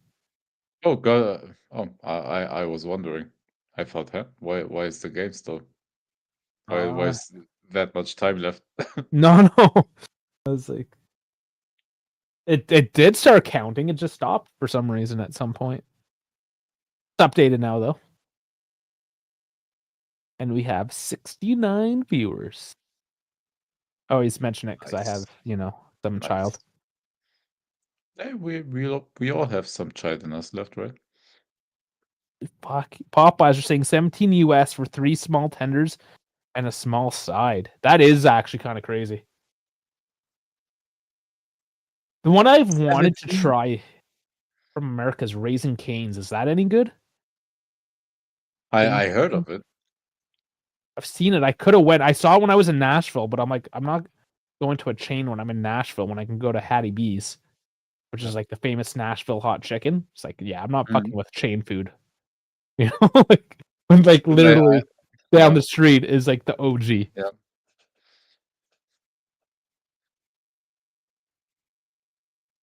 Man, I want to try those like local cuisines, like Nashville chicken. I didn't have that before, but It's so fun. I like didn't that. have one until like a year or two ago, and Yeah. it's just because somebody else that I worked with, they had gone down for work like a previous time, and this one guy just didn't shut up about the hot chicken. Like, how good could it be? And I went down and I like beeline to fucking to the restaurant. That run is nice. Oh, come on, Joe! Oh, that's another one. There's got to be another one. I thought he played the ball. Did he play the ball? I'm just reacting. That might have been playing the ball. Looked like ball. Oh, but they are checking. Oh, no, he gave the corner. Okay. Check over. Oh, that looked clean to me. Yeah, it's nice to see Zagrova. Obviously, he's on very managed minutes at the moment. Extremely managed minutes. Oh yeah, Gatti went off with an injury too. Non-contact injury. Oh, so more injuries, huh? Yeah. But Cabal's back, so I mean, I guess there's something. It's something. I mean, I need to see Zagrova and Yildiz on the pitch at the same time. That's what we need more of. Zagrova, headed out. I gotta sting the face a little bit. They're taking it quick. They're keeping the pressure on Udinese right now. Substitutions want to get a point up.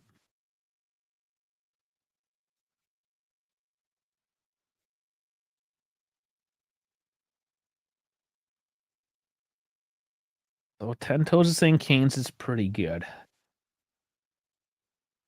It's just not as big of a chain. Like KFC is absolutely everywhere. and it's probably the worst. I mean, I don't mind their chicken, to be honest, but their fries are trash. Their coleslaw is like that shit from Ninja Turtles, the green goo. Dude, that coleslaw is an abomination. Dude, if you ever made like coleslaw yourself, even Oh, Openda! Yes! Openda! I thought he missed it. Oh my god, I thought he missed it. Yes. Oh, he kissed the badge. He kissed the badge. Oh my god. So now both David and Openda have broken their ducks in Europe in the Coppa. Does this unleash them now for Serie A? Hey, yes, Mario is playing second striker. Hey, my team today scored 9 goals, man. That's insane. Lots to celebrate. Oh my god. This is honestly, this is a bit of a feel-good match. We haven't had one of these in a while. I don't care if it's a shitty Udinese in the Coppa. We kind of just need this for the confidence. The fans need it just to be happy for a little bit. Yeah. I don't have to go angry walk my dogs. Like almost shanked it. Like that shot is so bad, but he's so lucky it went in, man. He was picking the corner. It wasn't. No, he shot it straight at the goalkeeper, but it went like through his legs. That last angle looked like he was tucking it. They're looking at it. Oh my god, offside, perhaps. Nah, they've looked at everything though today. We are checking. Because a David goal got taken back. Actually, David didn't really get a goal today. I mean, he was initially given the first goal, but it went to own goal. And then he made a screamer of a tight angle shot, but he was like 3/4 of a body offside. What does he say? I don't hear him.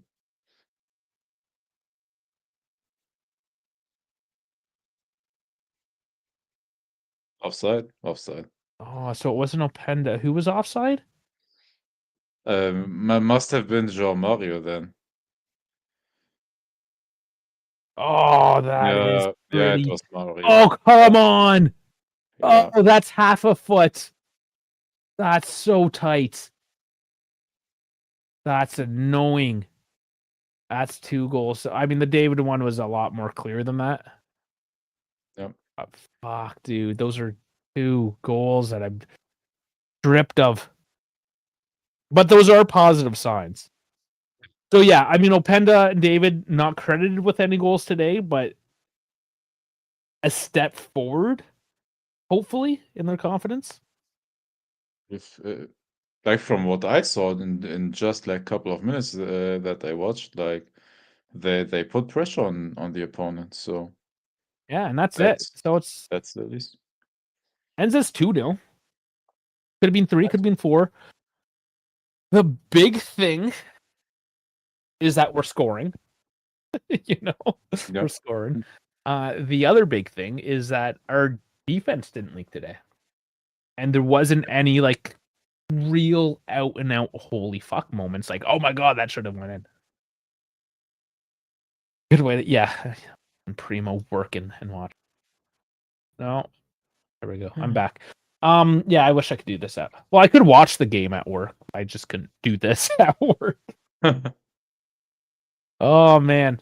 All right, I'll bring up the Topmost stats. Dash is here. Oh my god. You all right? Perfect. Okay. I've been holding it in, so I'm gonna take a break and let you two go at it. All right. What did I just get thrown into? Hey, you take it away. I bet you watched more of the match than I did. Yeah, I watched the Spalletti masterclass. I watched like full, what was it, 10 minutes maybe? I just arrived. No, honestly though, like I did watch it and watched it. I can't say I watched it at work because I'm a degenerate. But no, I saw it again. It's just kind of what I expected. Another over 1.5 expected goal game. Offensively, I think this team is good. The finishing is starting to get better. Obviously, I think that the team should have had 3. I think that offside goal is kind of, it's just a toe, if anything. So I'm not, I'll count it in terms of moral victories, but no, in terms of confidence, you can count it as a goal, but in the end, like Offside is black and white. Like, I don't have a problem with that. Yeah, no, I know, but again, the chance creation is there, right? And I thought John Mario should get more minutes because of this cameo. Zagrova, again, I just can't wait until he's fully healthy and ready to play because he is going to be an absolute asset for us offensively. But I kind of mentioned it when I hopped in for with Dave on the weekend, where I said I'm not worried about this team once they start piecing together wins. That's 2 in a row now, Serie A and Coppa Italia. So I think, again, for me, the magic number is 5 consecutive wins in Serie A. If they're able to do that, then you can have the conversation about the Scudetto. Is it attainable? I think so. If you beat Napoli over the weekend, then yes, it's very attainable.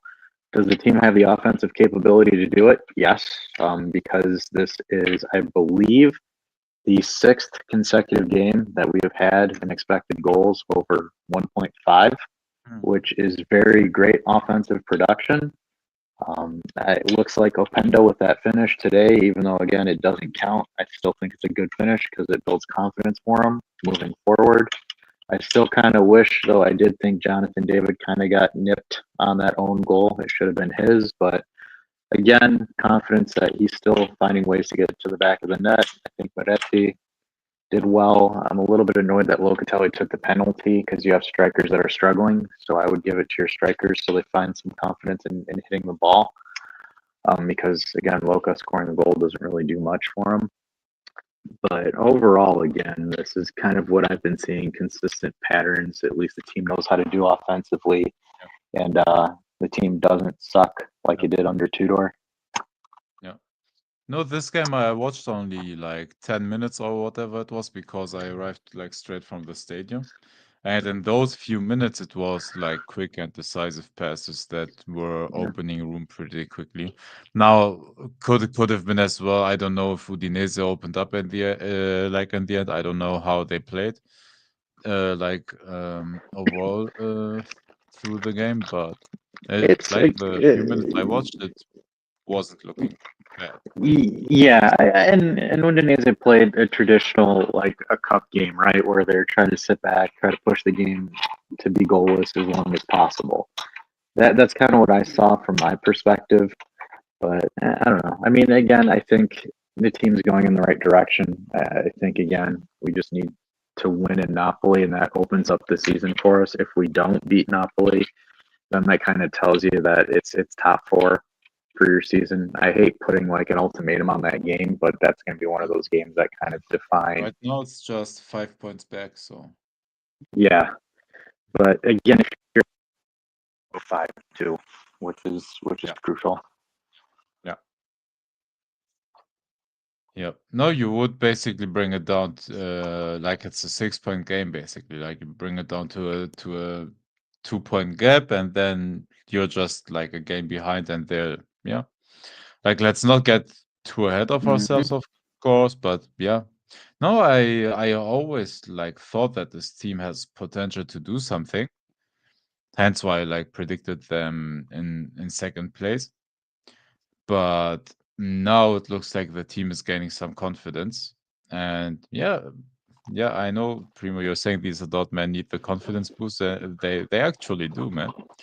Like it's called hold on. It's called repetitions. Jesus Christ. Winning like winning is curing a lot. Like winning, gaining confidence, scoring, assisting, all of that like gives you like a routine and confidence just to go through a game and not play scared. Like it helps.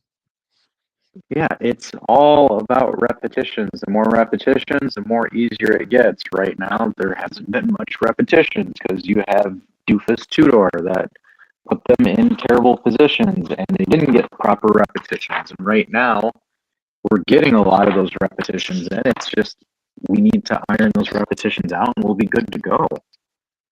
Like, it's not, adult men need confidence. You need repetitions. Nobody is good at something that they just hop into. Players that transferred into a new country and a new team that played with a bald doofus of a coach that didn't know how to line up his own damn shoes, let alone a team. you're not going to get enough repetitions on how to score and how to tackle the defense. Now that Openda, David, Zergova, and all of them have more opportunities to attack the back line, now they're going to get more, not for lack of a better term, they're going to get more abilities and opportunities to get comfortable, get a feel for the defenders, and get a feel for what they're going at. And, ideally, would I want them to be more decisive? Absolutely. Because, yes, we're creating 1.5 goals a game, but I don't know how long that'll last. I mean, I think based off of the style of play, it's sustainable.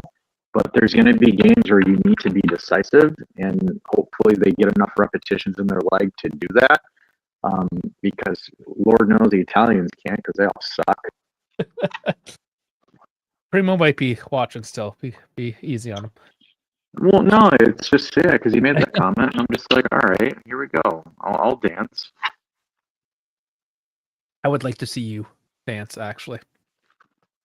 There's a lot of things people want to see me do. But yeah, I am actually a little surprised that the XG did go up to 1.57. It was fairly low in the first. Mind you, anything had it not been offside, it would have gone even higher. Well, and that's the thing. Had it not been offside, had it not been an own goal, so the second half, funny enough, when I go back to the momentum, we controlled the first half quite easily. The second half, not so much. But that just goes to prove that, when you absorb that bit of pressure, especially Udinese, you couldn't really control that ball. And then you just make that counterattack and you get that forward movement going and you open up that space. But like you were saying, it's that killer instinct, that final touch that is still failing us, that lack of decisiveness to just put your fucking foot through the ball. Yeah, it'll get there. It just, again, you need repetition. Yeah. And exactly that momentum chart you have there was that's what I saw at halftime. That's why I thought we were dominating the game, because it looked like it was all Juve. Well, it was all Juve, but that's why I want to be careful in using that word dominant. Because were they in control? Were they clearly the better team? Yes. Was it a dominant performance? That's a bit too generous to say. I think it's subjective. We're being pedantic over this, but who cares? Yes, we were in control, but it's just that killer instinct does not exist. We are being, for example, right now, this is a good problem to have, right? Because the way that the team performed today, it's one of those, we're kind of nitpicking at certain things. Did Udinese look really threatening? And, did the numbers show that they're threatening? No, not really, but... XG 0.11. 0.11, yeah. Not four threatening shots. at all. All shots coming in the second half. They didn't put anything on target. And that goes leading back to the previous point. Was Juve dominant? I mean, Udinese literally did not got a shot on target in the first half, right? So it's right. And again, right, that's a good problem to have. I'd rather sit here and discuss that than for example, the past, what was it, first month and a half of the season, where we're sitting there what the fuck position are we playing? What are we doing? What is Tudor even thinking about? We're not, that was, I hated doing those streams because we're just kind of sitting there throwing things against the wall and what the hell is going on, right? Where it's now we're kind of sitting there where it's okay, we need to kill it. Hold on, let me phrase my words here.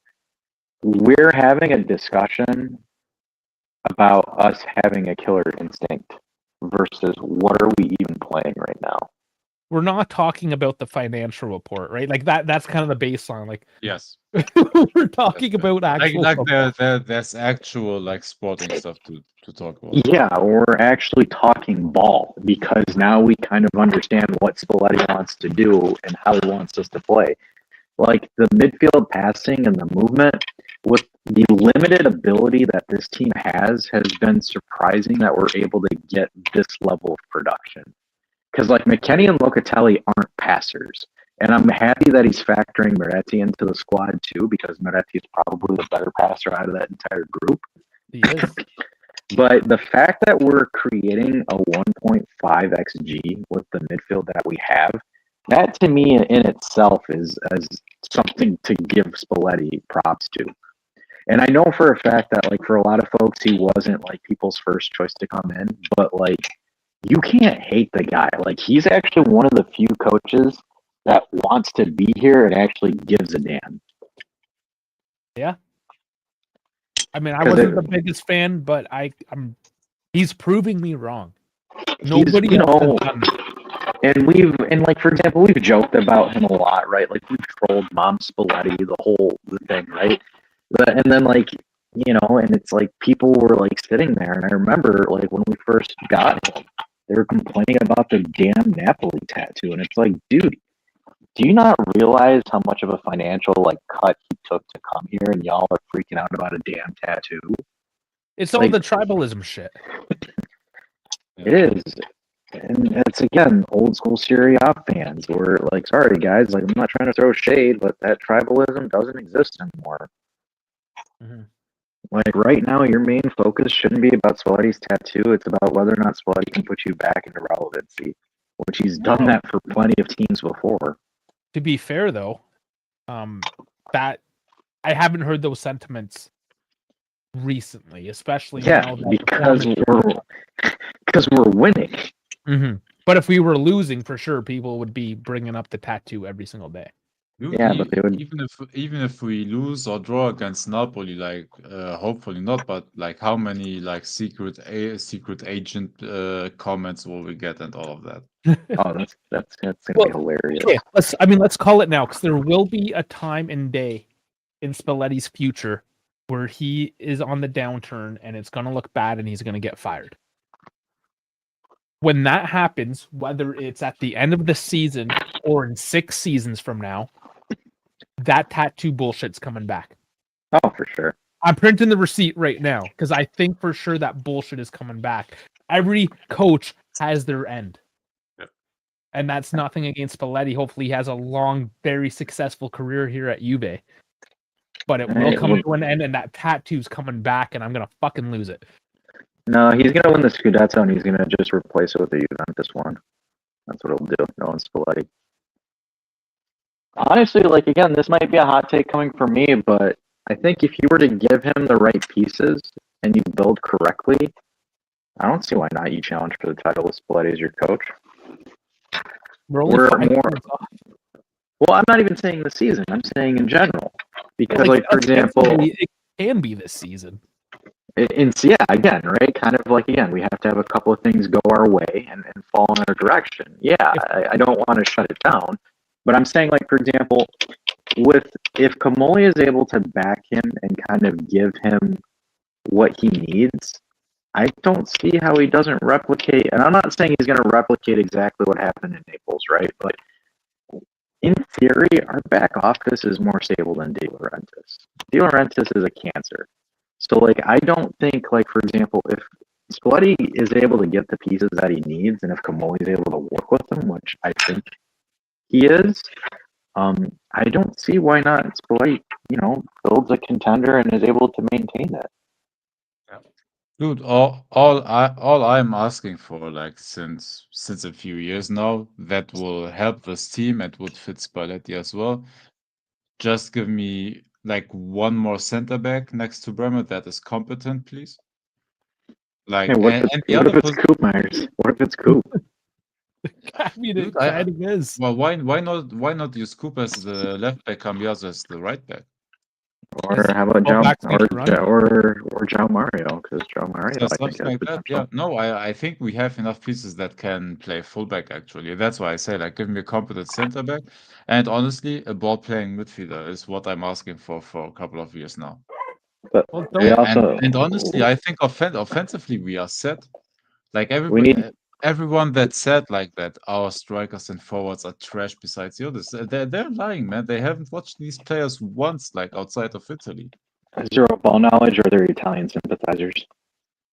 That's what I'm saying, dude. People say, oh, Openda had a trash season. Yeah, he didn't have a good season, but that Leipzig team didn't even, like, qualify for Europe. It was that bad. But the seasons before that were good. Jonathan David is like still above average. Like, this is how he started with us is not his usual form. even if he performs below below the level he performed at Lille, like at some point he will score more goals, and you're seeing that now slowly. But So this happens. This they happens need with every to turn, man. striker, and not even every striker. We just see this. Players come, and how many excuses, for instance, did we make for Dougie Luiz? Oh, you know, new country, new league, you know. Yeah, no, but we barely saw him play. I bet if he got like some minutes, like maybe it would have worked out. That's just one example, right? Like how many players? Not even on Juve. How many? Like Pulisic when he first showed up to Milan. Did he come in fucking lighten it up? No. Took him a little bit. He got injured, and now they're talking about how he's one of the greatest Americans to ever play in Serie A. So I think he is. You know? I was gonna say, isn't he? I was gonna say, I think he is. Like he's one of the best American players anyway. Ever. It's just ever. Yeah, no, exactly. Like that's the conversation now, right? So why would he be one of the best in Serie A ever? No, true. Okay, well, we can expand that then. I was gonna say, who's better than him? Alexi Lalas? That guy's buns. Okay, well, I mean, you're the Which American. Americans played in Italy? Yeah, Alexi Lalas, Weston McKennie, Timothy Weah. No, he's Canadian. Sorry, I would have said Buchanan, but he's Canadian. Yeah, sort of. He's one of those sort of Canadians. He wasn't even. I gotta take this crap. Dude, he was there for a year and they got rid of him, man. Where does he play? I saw his name somewhere. He went back to France. So where did he go back to? Fuck. Belgium. Villarreal? Yeah, it's Spain. I'm going all over Europe here. Yeah, I think you're right, Villarreal. Buchanan. Alrighty, kids, I gotta take off. All right. Well, thanks for stopping by. Yep, Villarreal. All right, Dash. Bye. He's gone. Yeah, so now we lost our American. So I guess we're gonna stop talking about Americans. But no, the example was that. Okay, yes, Jonathan David's Canadian, whatever. Like he is coming from that part of the world. Not North America. You know, and Serie A, despite its lack of like technical quality in recent years, like it's still a very high league. It is still very technical. A lot of strategy involved, a lot of coaching involved. And then it just takes time. And I'm going to use that Pulisic example. And Primo says, yeah, he was one of the few good players for Milan last year. Yeah, which is true. Like Milan didn't have the greatest years, and Pulisic was one of their shining stars of that season. And he continues to be this season. And he's gotten better year after year. Yeah, his first couple seasons were not so great. I mean, yeah, he put up a few points here and there. That's what we're probably going to get from David. I'll get a couple goals. It'll be nothing special. People say, "I'll get rid of him." Fuck, blah blah blah. In 2 years from now, I mean, what do we have? They don't understand. Like even if he's trash, we got him for free. You can bench him. Like there's no need to trash him. Either he works out and he will be great, and if not, like you can rid of him for all profit, whatever you get for him. So we need to be chill to like. There's no need to trash them this early. And one of the indicators too from the weekend, there's that footage there on social media of Spalletti yelling at a fan that was yelling about David and that how he's not fit. 'Cause, I mean, he didn't have the greatest game. And one of the fans was irate and yelling about it, saying he's not fit. And Spalletti defended him, like very aggressively defended him. So from that perspective, it tells me that Spalletti does see something. Like he knows that there's something there. It's just yet to be unlocked. And like to complain about his fitness, David can run around all fucking day. That's not the problem. The problem is getting into that position, putting your foot through it. And that takes time and space in Italy. Something he came from France. He's got all fucking day in France. Like relatively speaking, completely different football as well. Yeah, completely. It's not even there's no similarity other than we're talking about top European tier football, right? Like French football is more physical, athletic, It's which is a more lot like more North American ball football, playing, right? more control over the game. Like it's yeah. So he's coming from the North American style that goes to a French, which is a lot more technical. I'm not trying to compare like the MLS to Ligue 1, I was for gonna ask, instance. like, what is the American style? Dump and chase. Okay.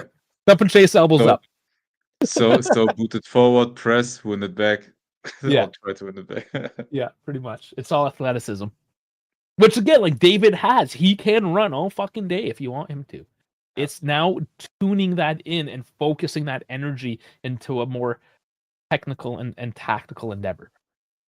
And So that is going to take time. Vlahovic is rumored to be gone for 3 months, yeah? 5. How about 5?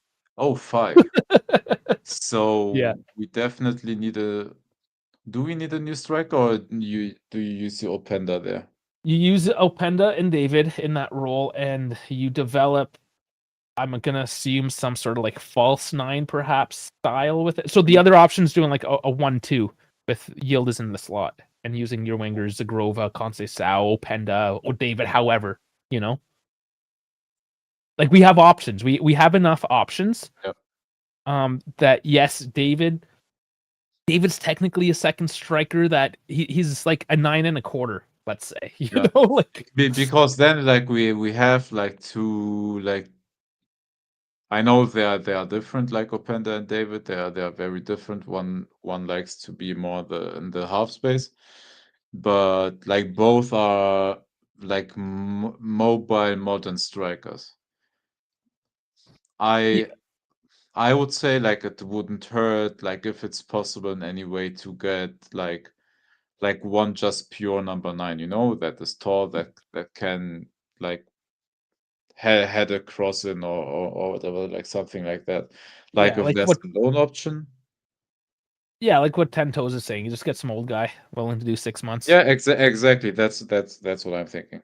Yeah. Just to have it as a backup, like in case you need something Something like like that I'd be fine with. But as Primo says, like just to have the profile, like if you're in the need for a physical big striker. yeah, it gives you options. You can play with just a traditional 9, but you can also use your backups. Use false 9.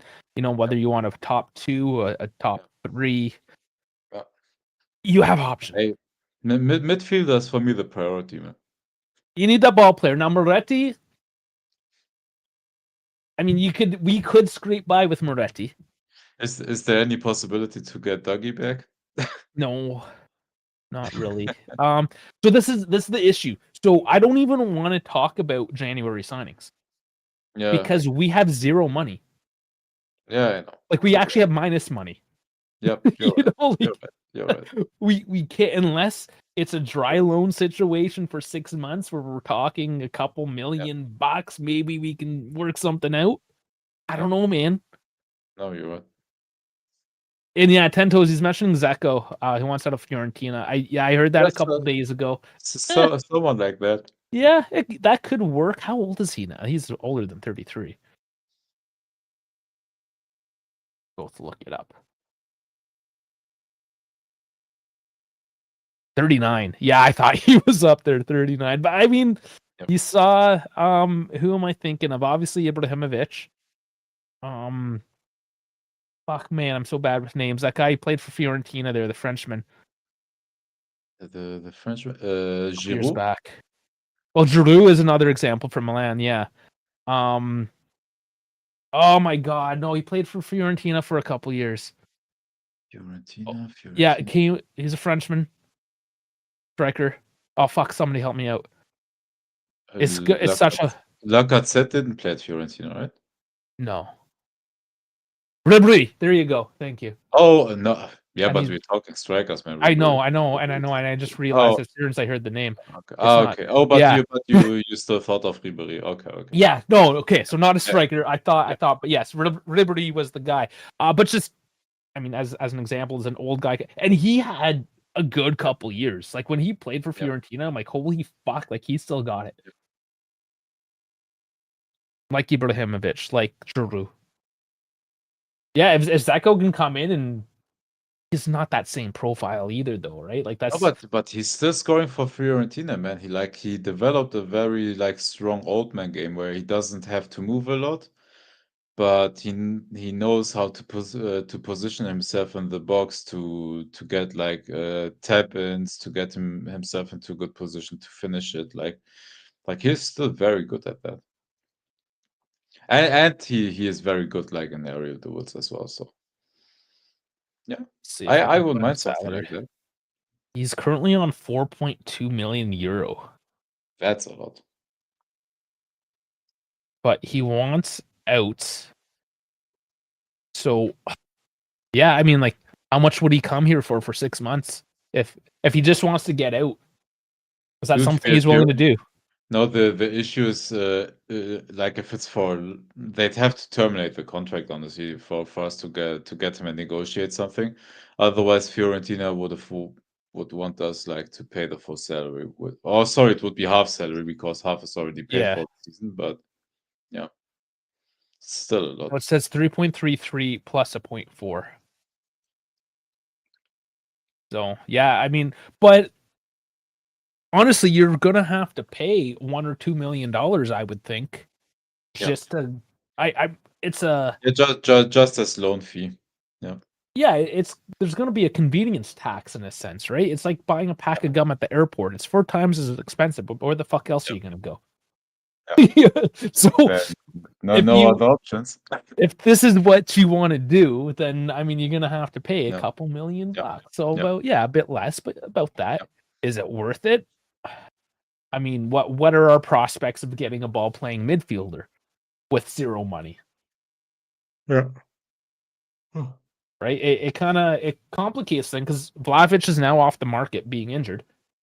If he was a potential suitor for January, then that actually does open up a decent amount of money to play around with. But like, by the way, I hate to talk or to speak like that because you don't want someone to get injured ever, because I no, want all the players to have healthy, full and long careers. But the Vlahovic injury actually helps us to retain him, because no team will throw big money at him. Number one, because the inconsistency already, and now to be off for half a year is a lot, man. So what I'm going to be interested with in terms of Vlahovic is how cocky he comes to the negotiating table, because Juve are now going to be like, listen, your prospects are shit, and you know it. Yeah. This is our offer. Yeah. What's it going to be? Yeah. Like, I dare you to go somewhere else. This helps our negotiating side. This is a good position for us. Unfortunately, I don't want to say that because it's still injuries and you don't want them to happen, but it helps us on the negotiating table. So I mean, we are also out of our primary striker for the rest of the season. So I mean, also not good. What is good though, silver lining, is that it's gonna force David and Openda to get those minutes to hopefully get that consistency and hopefully shut people up and prove them wrong. Yeah, I hope so, man. I hope. I mean, that's all we can hope for at this point, right? Yep. Well, shit. We certainly went on a tangent with that one. This is more like a Juve Essentials type of stuff. We're taking all our content for the midweek, which we still have to figure out if we're gonna either do tomorrow or Friday. Or Saturday. Sunday is an evening game. I think I can make that.